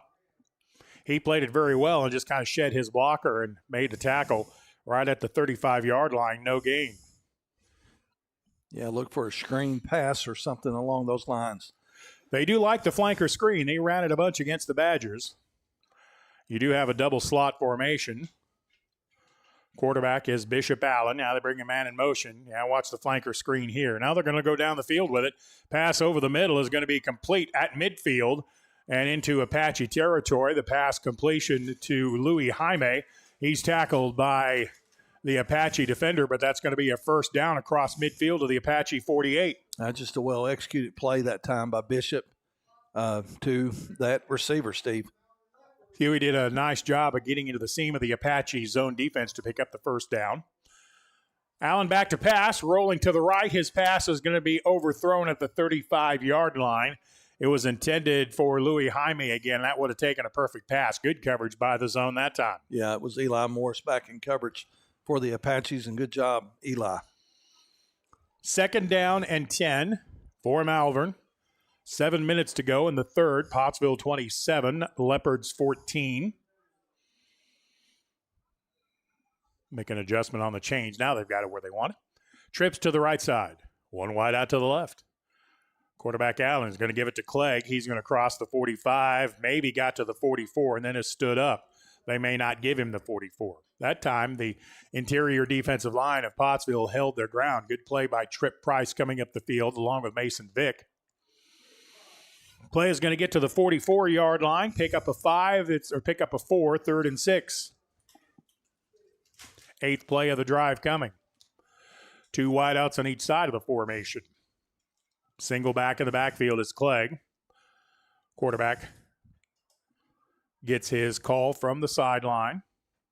Allen has the play, snap it, looking right the whole way, and the pass is going to be complete at the 38-yard line. Ball fumble. They're going to call it down, though. Again, the official right on the play called it immediately. Called him down on the play. And I had kind of glanced away for just a moment. So as quickly and definitively as the official made the call, we're going to say he was down. Almost a good break for the Apaches because Pottsville was going to come up with that loose ball. As a former defensive back, Steve, they're never down. Pick up a 15 on the throw, a catch again in the seam of the zone. 1st down and 10. Cats. They're at the Apache 36-yard line. Offset I formation. And the pass is going to be again to the man coming out of the I back. And a good play on the far side by Kagan Jones. Looked like Devon Huniel was going to hit some running room. And Jones said, nope, not this play. We're going to hold you to pick up a 4. Yeah, heads-up play by Kagan Jones that time. And I wasn't real sure how legal that downfield block was either that Jones had to fight through. So good job fighting off a tough play. We see Malachi Bromley limping to the sideline. They give it to Kagan. He comes to the right side, and a good play by the Apache defense. Sladen Graham making a stop. That's going to lose the 4 yards the pass picked up, and it's going to be 3rd and 10. Line of scrimmage is going to be the 37-yard line.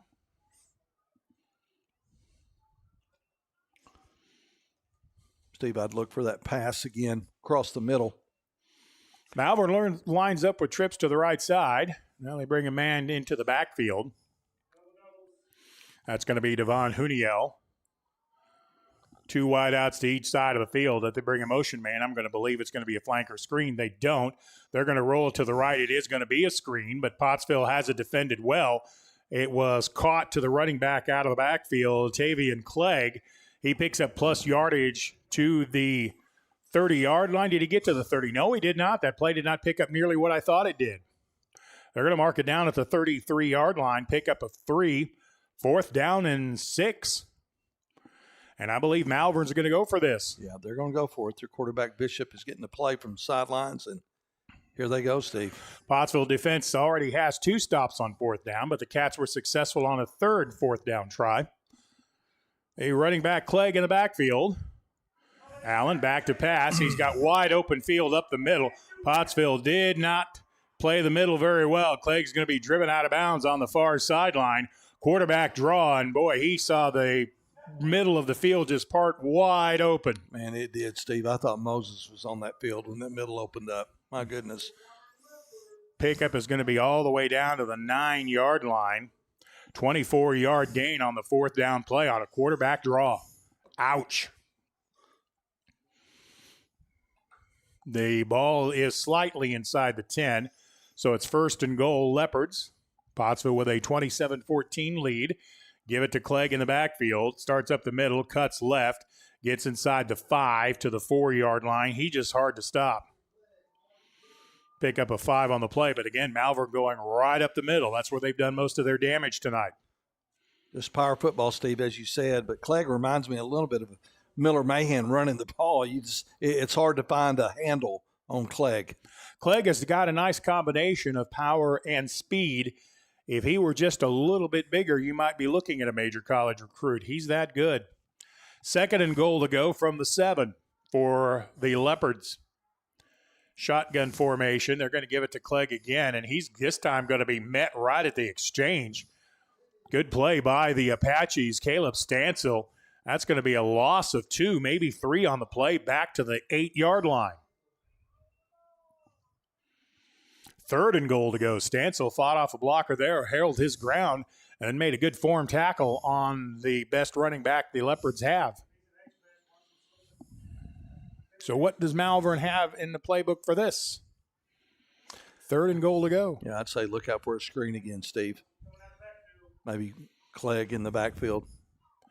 It's Clegg and the quarterback in the backfield, Bishop Allen, and I think Malvern wants a timeout. Apparently, whatever they were going to do, the Apaches had a good defense set for it, and the coach, Fogelman, calls timeout.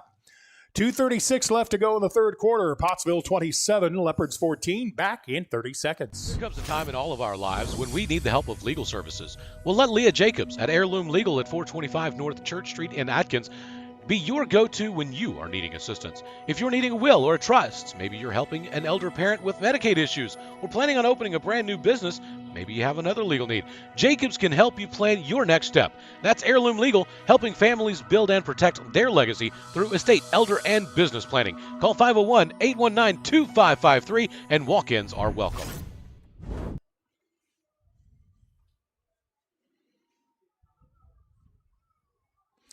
You know, I'm kind of interesting, Jim, to see what defense the Apaches dial up here.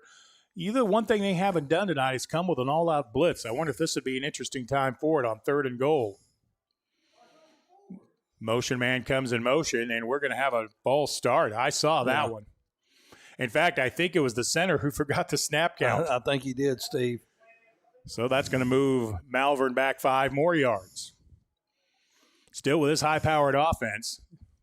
And you would have to think this is 4-down territory, even with the ball back at the 12. Well, I do know they have a kicker, Steve. I don't know if they would, try to go for the touchdown or just try to get 3, try to find some points.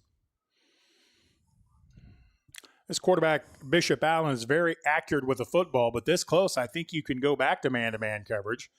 Motion man comes left to right for the Leopards. He turned up field too soon. Pass into the end zone is going to be knocked away in the end zone. Was that Kagan Jones who got in there? That was number 4, Kagan Jones, defending for the Apaches. Great defensive play by Jones. Jones timed his arrival at the football perfectly. Now, this is an interesting call. This is going to be a big call right here.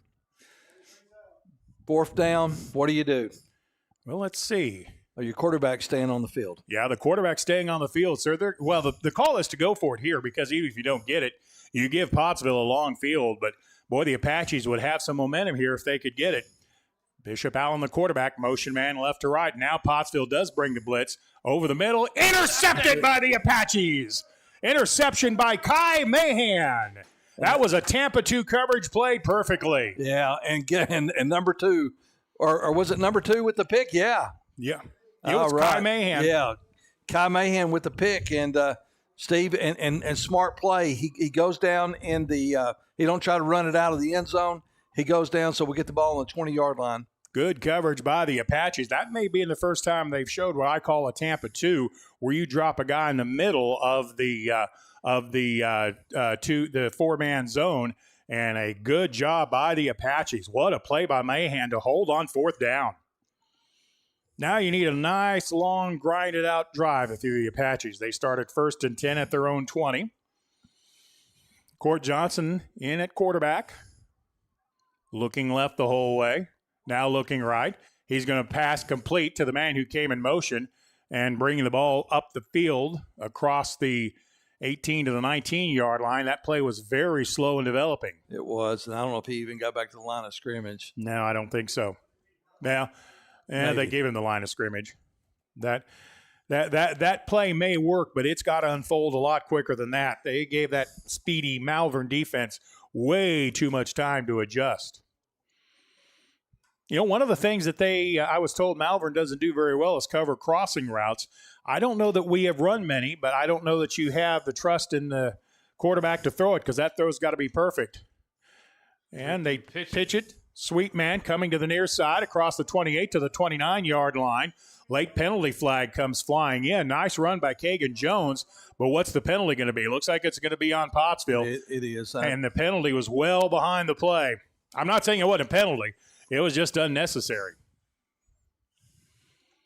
Because I was looking at the block, and I did not like the way it unfolded. And the official on the near sideline liked it even less. It's just a shame because that defender was not going to make a play. The running back was already past him. Hold is the call on the Apaches. Mark it off to about the 15-yard line. And 2nd and long.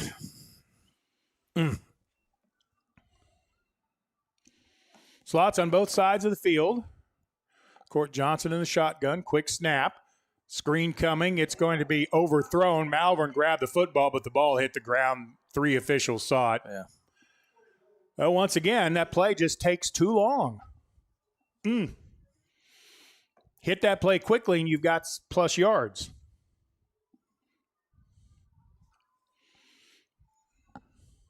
Third down and long. The incompletion stops the clock with 1:18 to go in the third.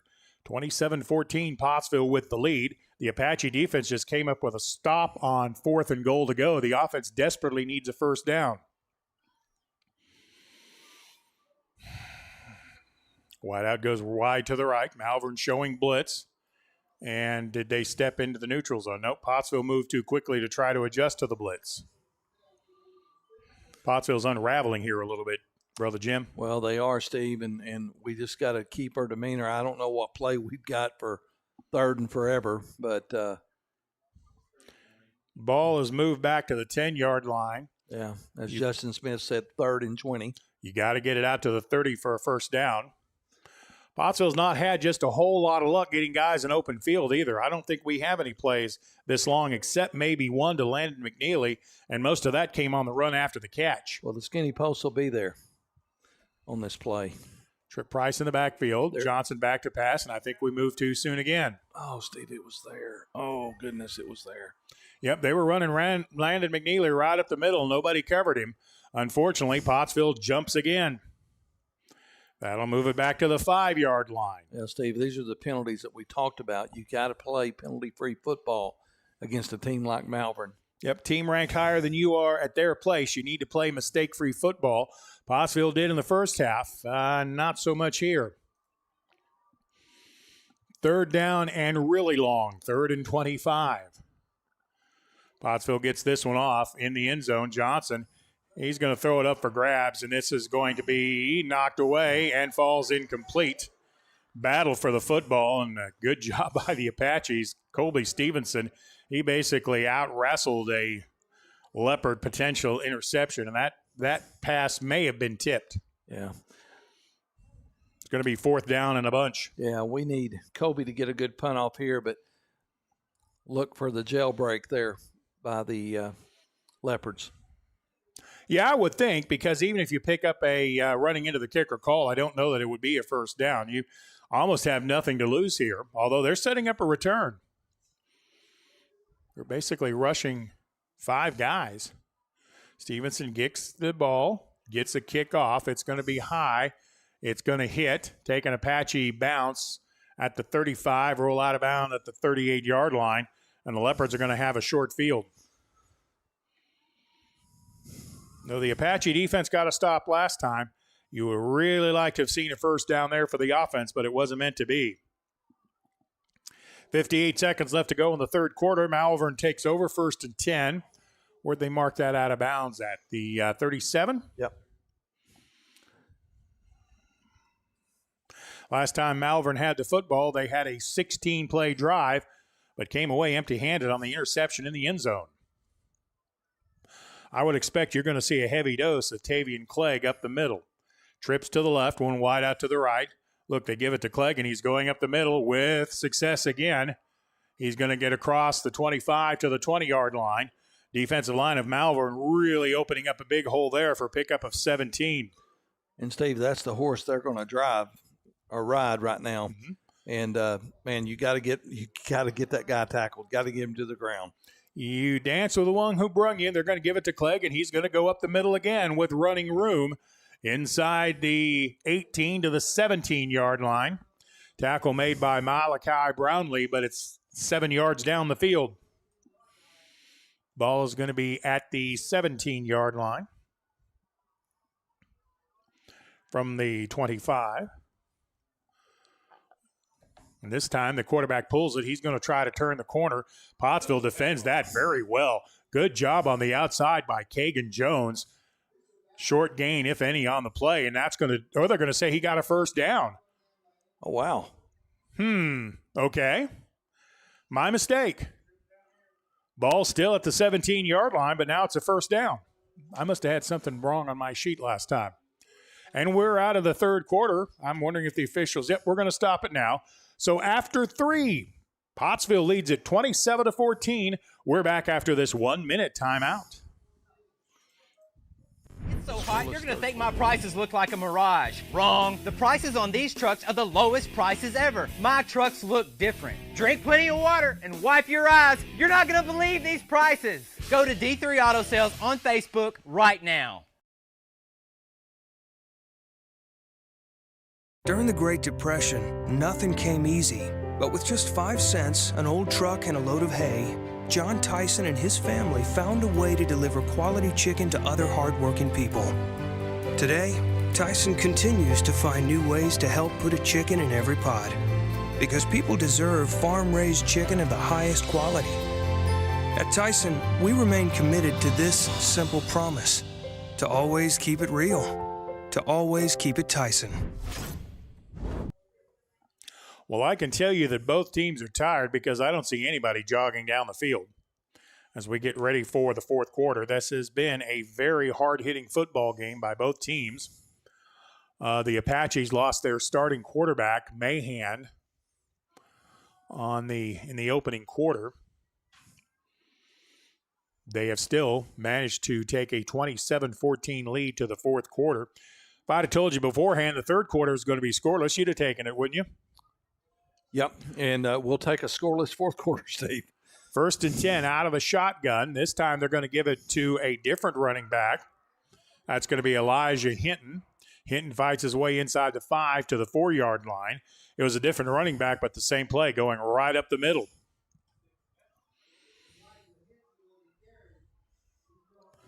Going to get to the 4-yard line. 1st down and goal to go from 4. Hinton gets it again. This time he's buried right at the exchange. Gavin Surrett was able to shed his blocker coming to make the stop. Also got a hand from Mason Vick to stop that. Maybe even lost a yard back to the 5. 2nd and goal to go. And you know in the fourth quarter this is 4-down territory. Mm-hmm. Pottsville leads at 27-14. We're under 11:15 to go in the ball game. Wide to the right goes Gabriel Jaime. Wide out comes to the near side. Single back in the backfield is Clegg. They're going to give it to him, and they're going to collapse on him right at the exchange. How far back are they going to down him? Well, both the quarterback and Clegg had the football moving backwards, so how far do you give him? They're going to spot it where? Right at the 8-yard line. Wow. So loss of 3 on the play. Well, that's kind of where his forward progress was stopped. Yeah. It's going to bring up 3rd and goal to go from the 8. This is getting interesting. Davion Huniel will bring the play in. That time Pottsville kind of sold out on a run blitz, and there were 4 Apaches there when they handed it off. Watch for a play fake and possibly a screen of some sort. Bishop Allen takes the snap. They empty the backfield. He's looking left the whole way. His pass is going to be overthrown. Had that been online, it was going to be intercepted by the Apaches, Caleb Turek. Turek did a good job of covering that, as did Kai Mahan, and it's going to bring up 4th and goal. Well, you're not going to see their place kicker here. No. Oh, no. Yeah. Field goal doesn't do them much good. Down 13 at 27-14. Yeah, with 10:21 left in the ball game. Incompletion stops the clock. Does the defense have another stop in them on 4th down? Okay, Steve, you got number 33 coming into the ball game. That's Jared Hathcock. Yeah, so let's see where he lines up. He's going to be a tight end. Yeah, he's a big tight end. I Play think clock down to 1. They didn't get that off. Pass into the end zone is going to be incomplete. Yeah, they got it off in plenty of time. Pottsville holds on 4th down. And, Steve, it was intended going to Hathcock at number 33. Yep, but they didn't get to play in quickly enough. They had to rush it, and the pass was overthrown. And again, the Apaches hold on downs. Well, that's what we need. Steve, what we need right now, we need a 10-minute and 17-second drive. Yeah, I don't care if you score or not. Yeah. Just run about 10 minutes off the clock. 1st and 10, Apaches back at their own 8-yard line. Would surprise me if we didn't line up in the dead tee. Honestly, it wouldn't me either. We're going to spread it out. Well, Colby Stevenson coming to the near side. Court Johnson is the quarterback. Trip Price, the running back in the backfield. 1st and 10 for Pottsville. 10-17 left to go in the ball game. The Apaches lead at 27-14. Pottsville gets the snap off. Johnson back to pass. They're going to throw in 1st down or go route. Well, he was throwing a go route. Unfortunately, Mason Vick ran something else, and the ball falls incomplete. Mason Vick and Court Johnson were not on the same play that time. Yeah. Mason ran one route, and Court threw a different one. Court was expecting him to go on a go route up the left side. 2nd down and 10. Incompletion stops the clock. 10-12 to play. Pottsville by 13 at 27-14. Court Johnson takes the snap. Option left. Throw it to the pitch man. Trip. Price is going to cross the 10 to the 11-yard line. He stays in bounds.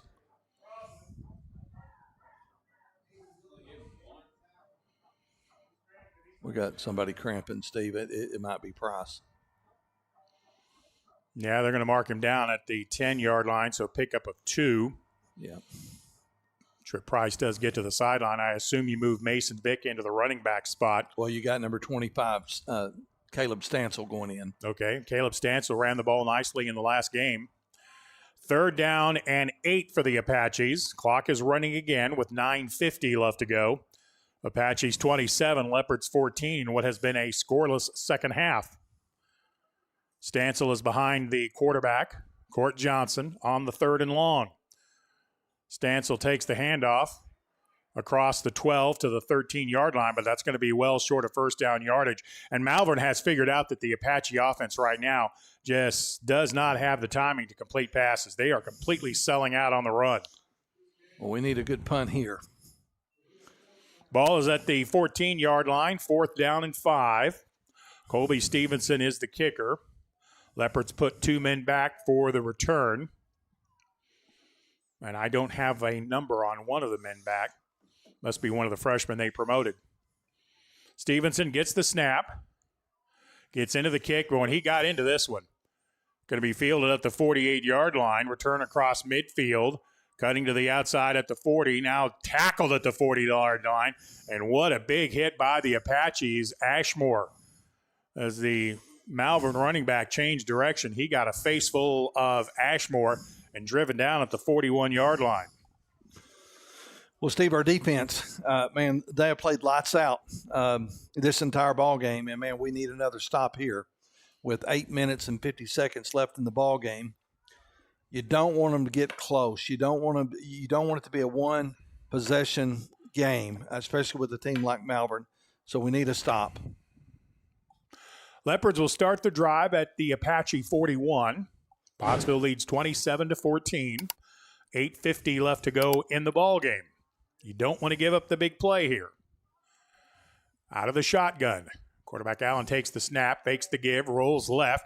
His pass is going to be complete at the 38-yard line. What a good catch by Jeremiah Craigett. Not a big gain on the play, only picked up about 4, but that was a circus catch on the dive. And Malvern going in a hurry. 8:30 to go in the ball game. Trips to the right. One wide out left. Allen gives it up the middle to Clegg, and this time he is met right at the line of scrimmage. That time the Apache defense won the day. Yeah, you had Stansel and you had McNeely on that tackle. The gain is going to move the ball to the 34-yard line of the Apaches. Leopards at the line of scrimmage with the 3rd and 3. Pass is going to be complete at the 29-yard line. The receiver down when he caught the ball. That's going to be good enough for a 1st and 10 as they'll stop the clock long enough to move the chains. Cooper with the reception at the 29-yard line. They get the chain set. They wind the clock again, and we're under 8 minutes to go.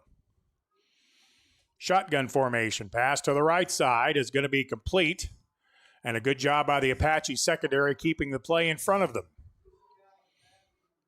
That's number 6 for the Apaches. Andrew Wells on the stop. Pickup is going to be about 5 to the 24-yard line. 2nd down and 5, almost 6. Allen takes the snap.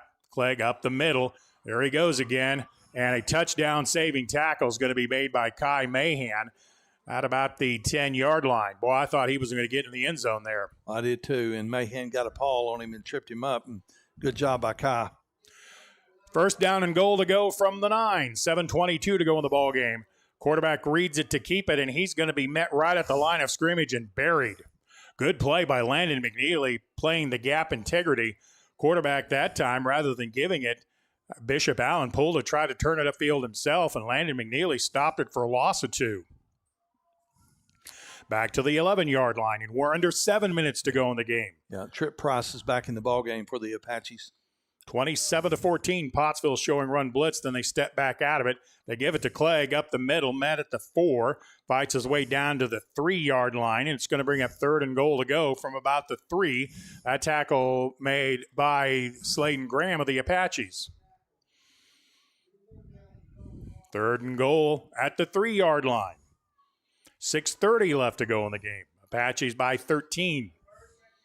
Shotgun formation, high snap, quarterback keeps it, brings it up the field himself, and he is into the end zone for the touchdown.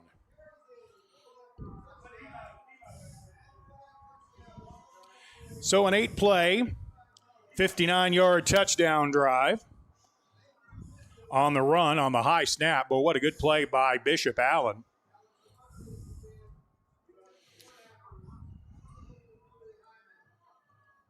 Point after touchdown coming. Kick is on the way. It is up, and it is good. 6 minutes, 22 seconds left to go in the ball game after the Malvern touchdown. Pottsville's lead is cut to 27-21. We're back in 30 seconds. Just like the Apaches, I am here to help you score big. Regardless if you are buying or selling, I'll guide you every step of the way. You can call me at 479-970-5079 and we'll connect the dots on getting you where you are trying to go. Speaking of going, let's go Apaches!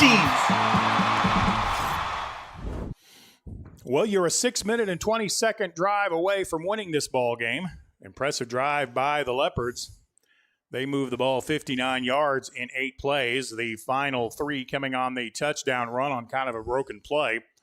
Point after touchdown is good. It's a 27-21 Apache lead. Pottsville about halfway looking for an onside kick here. And the ball is set flat on the ground. Yep, so this is probably not going deep. Run up, line drive kick. Takes a bounce away from the Apaches. Get it. It's going to be fielded by Pottsville at the 16-yard line.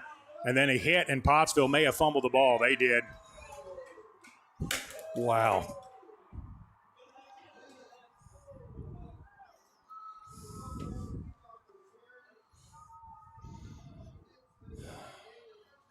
Malvern comes up with the line drive kick. Pottsville was way too lackadaisical about fielding that one. Yeah, you got to get on that football.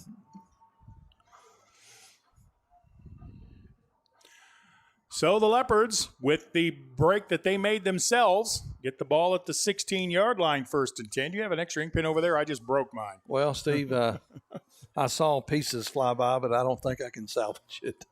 1st down and 10 for Malvern. Pottsville late getting a player on the field, but because of the Malvern shift, Pottsville gets to adjust.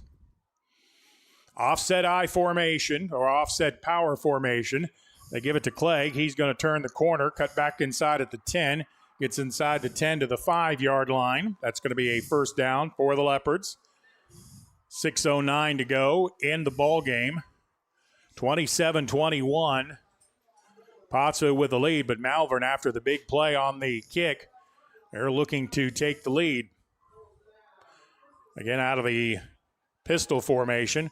Power to the right. That's the direction they're going with Clegg. He's going to get drugged down from behind at the 1-yard line. Good play by McNeely, I think, to make that tackle. I believe it was number 33. Either that or Surratt, number 34.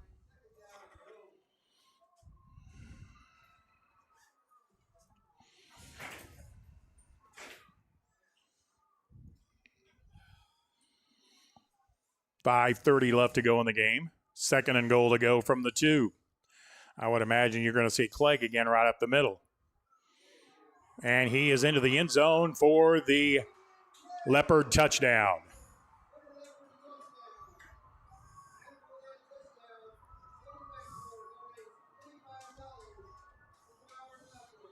So the Leopards with the touchdown drive after the muffed kick moves it into the end zone, and they'll have a tie game, 27-27. Now that missed point after is haunting, isn't it? It is. They make this one for sure. Cervantes on for the point after attempt. It is on the way. It slides inside the upright, and it is good. So your new score with 5:24 left to go in the ball game. Malvern leading the Apaches 28-27. Back after this 30-second timeout. There comes a time in all of our lives when we need the help of legal services. Well, let Leah Jacobs at Heirloom Legal at 425 North Church Street in Atkins be your go-to when you are needing assistance. If you're needing a will or a trust, maybe you're helping an elder parent with Medicaid issues, or planning on opening a brand new business, maybe you have another legal need. Jacobs can help you plan your next step. That's Heirloom Legal, helping families build and protect their legacy through estate, elder, and business planning. Call 501-819-2553, and walk-ins are welcome. It's going to be a knuckleball again. Yep, ball still sitting on the 40-yard line. Malvern leads at 28-27. Kickoff brought to you by Tyler Riley of River Valley Realty. Another low line drive kick. This time the Apaches fall on it at the 38-yard line. Good play by Andrew Wells to fall on that football. It just came one kick too late. Well, the Apaches have 5:22 to move the ball. You've got a powerful field goal kicker. You've got to move the ball, though, and Malvern's going to be selling out to stop the run. Well, Steve, and that might be the game plan with 5:22 left in the ball game. Yeah, you'd like to find the end zone for the touchdown, but if you can get it close with time running out, that would be ideal to give Nelson a chance to win the ball game. Court Johnson takes the snap, gives it to the running back over the left side. Now in at running back is Caleb Stansel. He's going to get across the 40 to the 43-yard line. To the 38-yard line. We talked about Stansel last week. He got a few carries at the fullback position, and Steve, we were talking about how impressive he was, and we need Caleb just to carry the rock for us. 2nd down and 6 after a pickup of 4. Court Johnson takes the snap, reads it, pulls it, turns the corner, gets to the 45, up to the 46 to the 47-yard line. That's going to be close to first down yardage. It is. I think we're going to come up maybe a yard short. Yeah, going to be third down and a yard. Rock with the tackle at the 47-yard line. Third down and a yard for the Apaches. 4:25 to go in the game. Malvern leads at 28-27. Stancil at the running back spot. Johnson, the quarterback, takes the snap. They give it to Stancil, turns the corner on the left side, headed to the sideline, has a first down for the Apaches, brought to you by McNeely Plumbing. Good play by Stancil to turn the corner and pick up the first down. Pottsville in Malvern territory at the 48-yard line. Yeah, we're going to be under 4 minutes to play when the ball is snapped. Probably need to get the ball down to about the 20. First down and 10 for the Apaches. 28-27, Leopards by 1.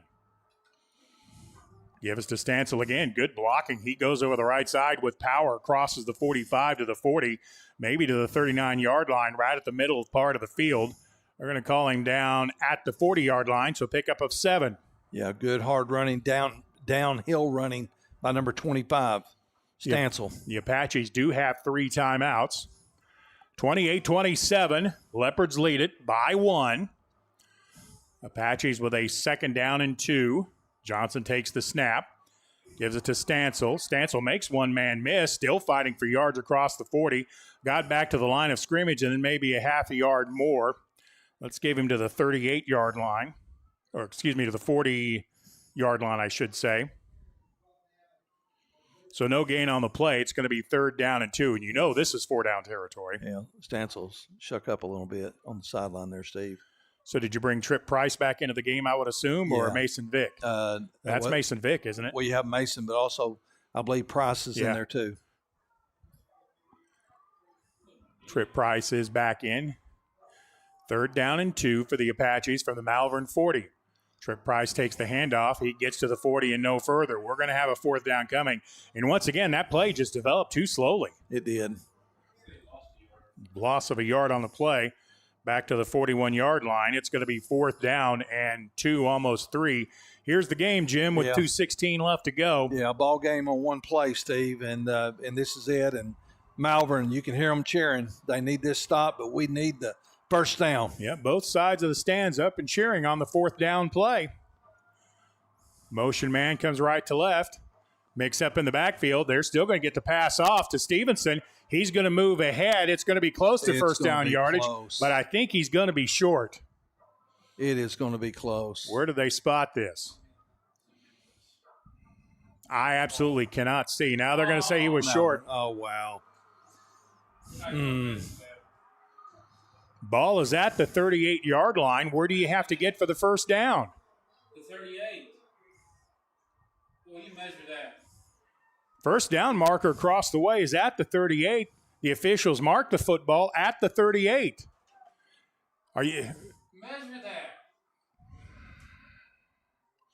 Well, I would like to know why they're not getting a measurement on this play. That is really, really close.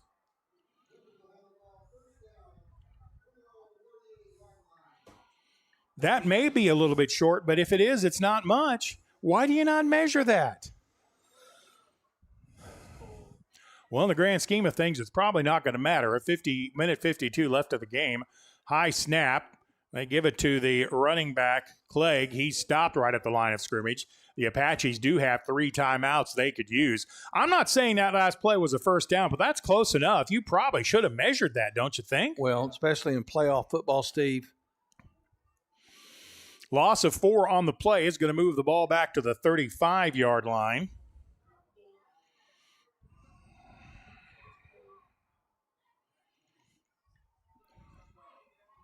Boy, oh boy. Oh, well. Well, then that play is not going to win or lose the football game, but still, maybe a little home cooking here at Leopard Stadium.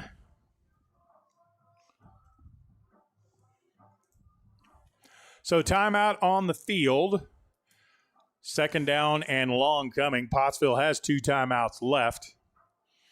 They may get the ball back with some time if they can come up with a stop here. I would assume we're going to see 2 more carries by Tavy and Clegg, and then 2 more timeouts, and let's maybe see a punt play. Although, the way their quarterback can throw the football, Bishop Allen, they may try something here where they fake a handoff and let him throw it anyway. 1 wide out to the right. Pottsville with really no choice but to single cover everybody. Shotgun snap to the near side. Pass is going to be incomplete. It was a forward pass. That's going to be a break for the Apaches as the ball fell incomplete, intended for Gabriel Jaime, but the incompletion will stop the clock without Pottsville having to use a timeout. Yeah. That could matter. So at the 36-yard line, it's going to be 3rd down and 13. Well, would they risk an incompletion here again and stop the clock? From the shotgun, no, they're going to give it. That's Clegg. He's going to turn the corner and going to meet McNeely at the 40-yard line. That's going to be well short of first down yardage. Pottsville immediately calls a timeout. Have we seen Malvern punt the ball tonight? Steve, we haven't. And so Pottsville uses their second timeout. 28-27. Leopards by 1. 1:33 left to go in the ball game. The Apaches have been shut out in this second half of play. Quarterback Mahan hurt on the opening, or on the second drive, I guess, hurt in the opening quarter. Pottsville has had some difficulty moving the ball since then. Actually moved it well last time. Kind of had a busted play on that 4th down. Colby Stevenson did all he could do to dive for the first down. Was determined to have been short. Again, I would have liked to have seen a measurement on that play, but hey, what do I know? Back deep to receive this for the Apaches. Is that Stevenson? Malvern is going to kick the football. Jared Hathcock is their punter. I say they're going to kick it. It's 4th down and 9 from the 40. They'd have to get to the 49 if they fake it. Snap is good. Hathcock's kick is going to be high, but it's going to be short. It'll take a Leopard bounce at the 30. They needed to field that. It's going to roll down at the 21-yard line. Pottsville really needed to have gotten up and fielded that ball. But you have some hope. Ball is at the 21-yard line, their own 21. with 120 left in the ball game, you got 80 yards to go. Well, and actually maybe not quite 80. You probably have to get it down to the 20 to have a chance for a field goal, but you've only got one timeout. Now, with the clock stopping on first downs, you can work passes over the middle. What you probably don't have time for are a lot of runs. Pottsville empties the backfield, trips to the right. Court Johnson, the quarterback, takes the snap, back to pass, and we have a penalty flag. Timeout called by Malvern. They were one man short, I believe. Timeout on the field. Pottsville trailing 28-27 with 1:18 left. We're back in 30 seconds. During the Great Depression, nothing came easy. But with just 5 cents, an old truck, and a load of hay, John Tyson and his family found a way to deliver quality chicken to other hardworking people. Today, Tyson continues to find new ways to help put a chicken in every pot. Because people deserve farm-raised chicken of the highest quality.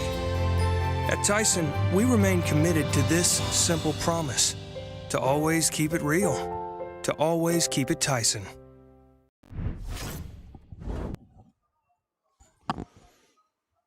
Back at Leopard Stadium, Pottsville trailing the Leopards by 1, 28-27. 1:18 to go in the game. Pottsville with one timeout. 1st and 10 at their own 21-yard line. And the officials whistle the ball ready for play. They did put 2 seconds back on the clock for 1:20. Johnson back to pass. Looking to his left, throws it, and it's going to be knocked away. At the 45-yard line, it falls incomplete. I thought a Pottsville receiver was going to make a break on that football, but the Malvern guy got there first, and it falls incomplete. You don't have to have something deep here. You do have time as long as they're first down passes. You can work over the middle.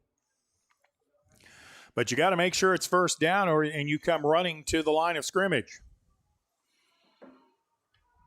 3 wideouts to the right side. McNeely may be lined up offside. Now he steps back. The official throws a flag on the play before anything happens. They're going to call Landon McNeely for lining up offside before the play even started.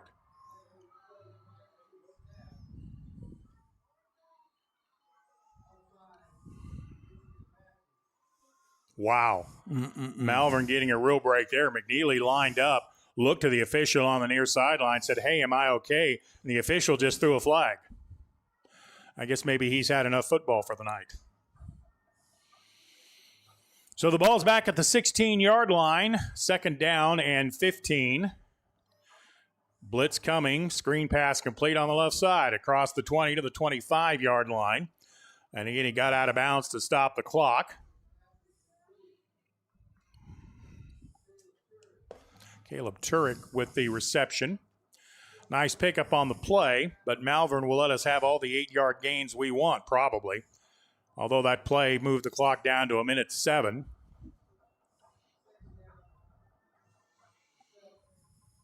Again, you have time for a shorter completion. You'd like to pick up the first down to stop the clock. Empty backfield. Johnson takes the snap, looking over the middle, throws it into triple coverage, and it's knocked away. 2 Apache players were in the same spot on the field as well, so you have to think somebody ran the wrong route. Yeah, that play took 5 seconds, Steve, with 1 minute and 2 seconds left in the ball game, 4th down.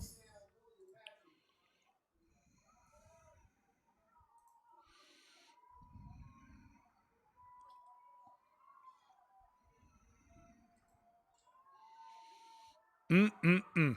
28-27, the lead belongs to Malvern. Apaches are down to a 4th down play here. Play clock down to 8. Cord Johnson, the quarterback. Takes the snap. Blitz coming. Johnson's going to get sacked, and that's going to be the ball game. Well, the Malvern Leopards are going to earn the right to celebrate as they come all the way back. The mixed extra point bites Pottsville. And Malvern's going to come away with a 28-27 win. 56 seconds left to go in the game. Pottsville does have 1 timeout left, but the ball's going to be taken by the Malvern Leopards at the 11-yard line. Pottsville will complete this season with a record of 7-4. A very good year by the Apaches, but this one's going to hurt for a while. Fine year by this year's senior class. You just would have liked to have seen them come out of this one with a little better result. 28-27, Malvern with the lead. They'll line up in the victory formation, take the snap, take the knee. I don't know that Pottsville is going to care to take the timeout or not. No, I think they're just going to let this run down. Pottsville on the road gave the Leopards all they wanted and then some, but in the end, they're going to come up just short. Leopards are going to have to snap the ball one more time out of the victory formation. And while we have time here, we want to say a gigantic thank you to Tyson Foods, McNeely Plumbing, Tyler Riley of River Valley Realty, The Granite Shop, Smooth Running Heating and Air, and Heirloom Legal for making these web streams possible. My thanks to Justin Smith, who engineered these webcasts. We had a number of camera people involved from the Pottsville High School. Ariana Hicks was one of our camera ladies. Kingston Beaudre worked camera tonight. Carter Melendez has been on the camera off and on all season. We appreciate their fine work. My thanks to Brad Caldwell, who also made these streams possible. We say our appreciation to the superintendent of Pottsville School District, Larry Duggar, who allows me to voice these ball games. Jim Huffman, your final thoughts on this one before we wrap it up. Oh, Steve, man, this was a tough one, but we came into an environment I don't think anybody even expected us to be in the ball game, but we actually had the game won, made some critical mistakes. Close ball game, 28-27 in the first round of the playoffs. So hats off to the Malvern Leopards. I'm proud of my Pottsville Apaches, though, Steve, and appreciate all these guys. Well, Jim, that was so much fun. I say let's come back and do it again next year. How about that? I'm Stephen Glenn. For the last time this season, thanks for your time. This time, till next time. So long, everybody.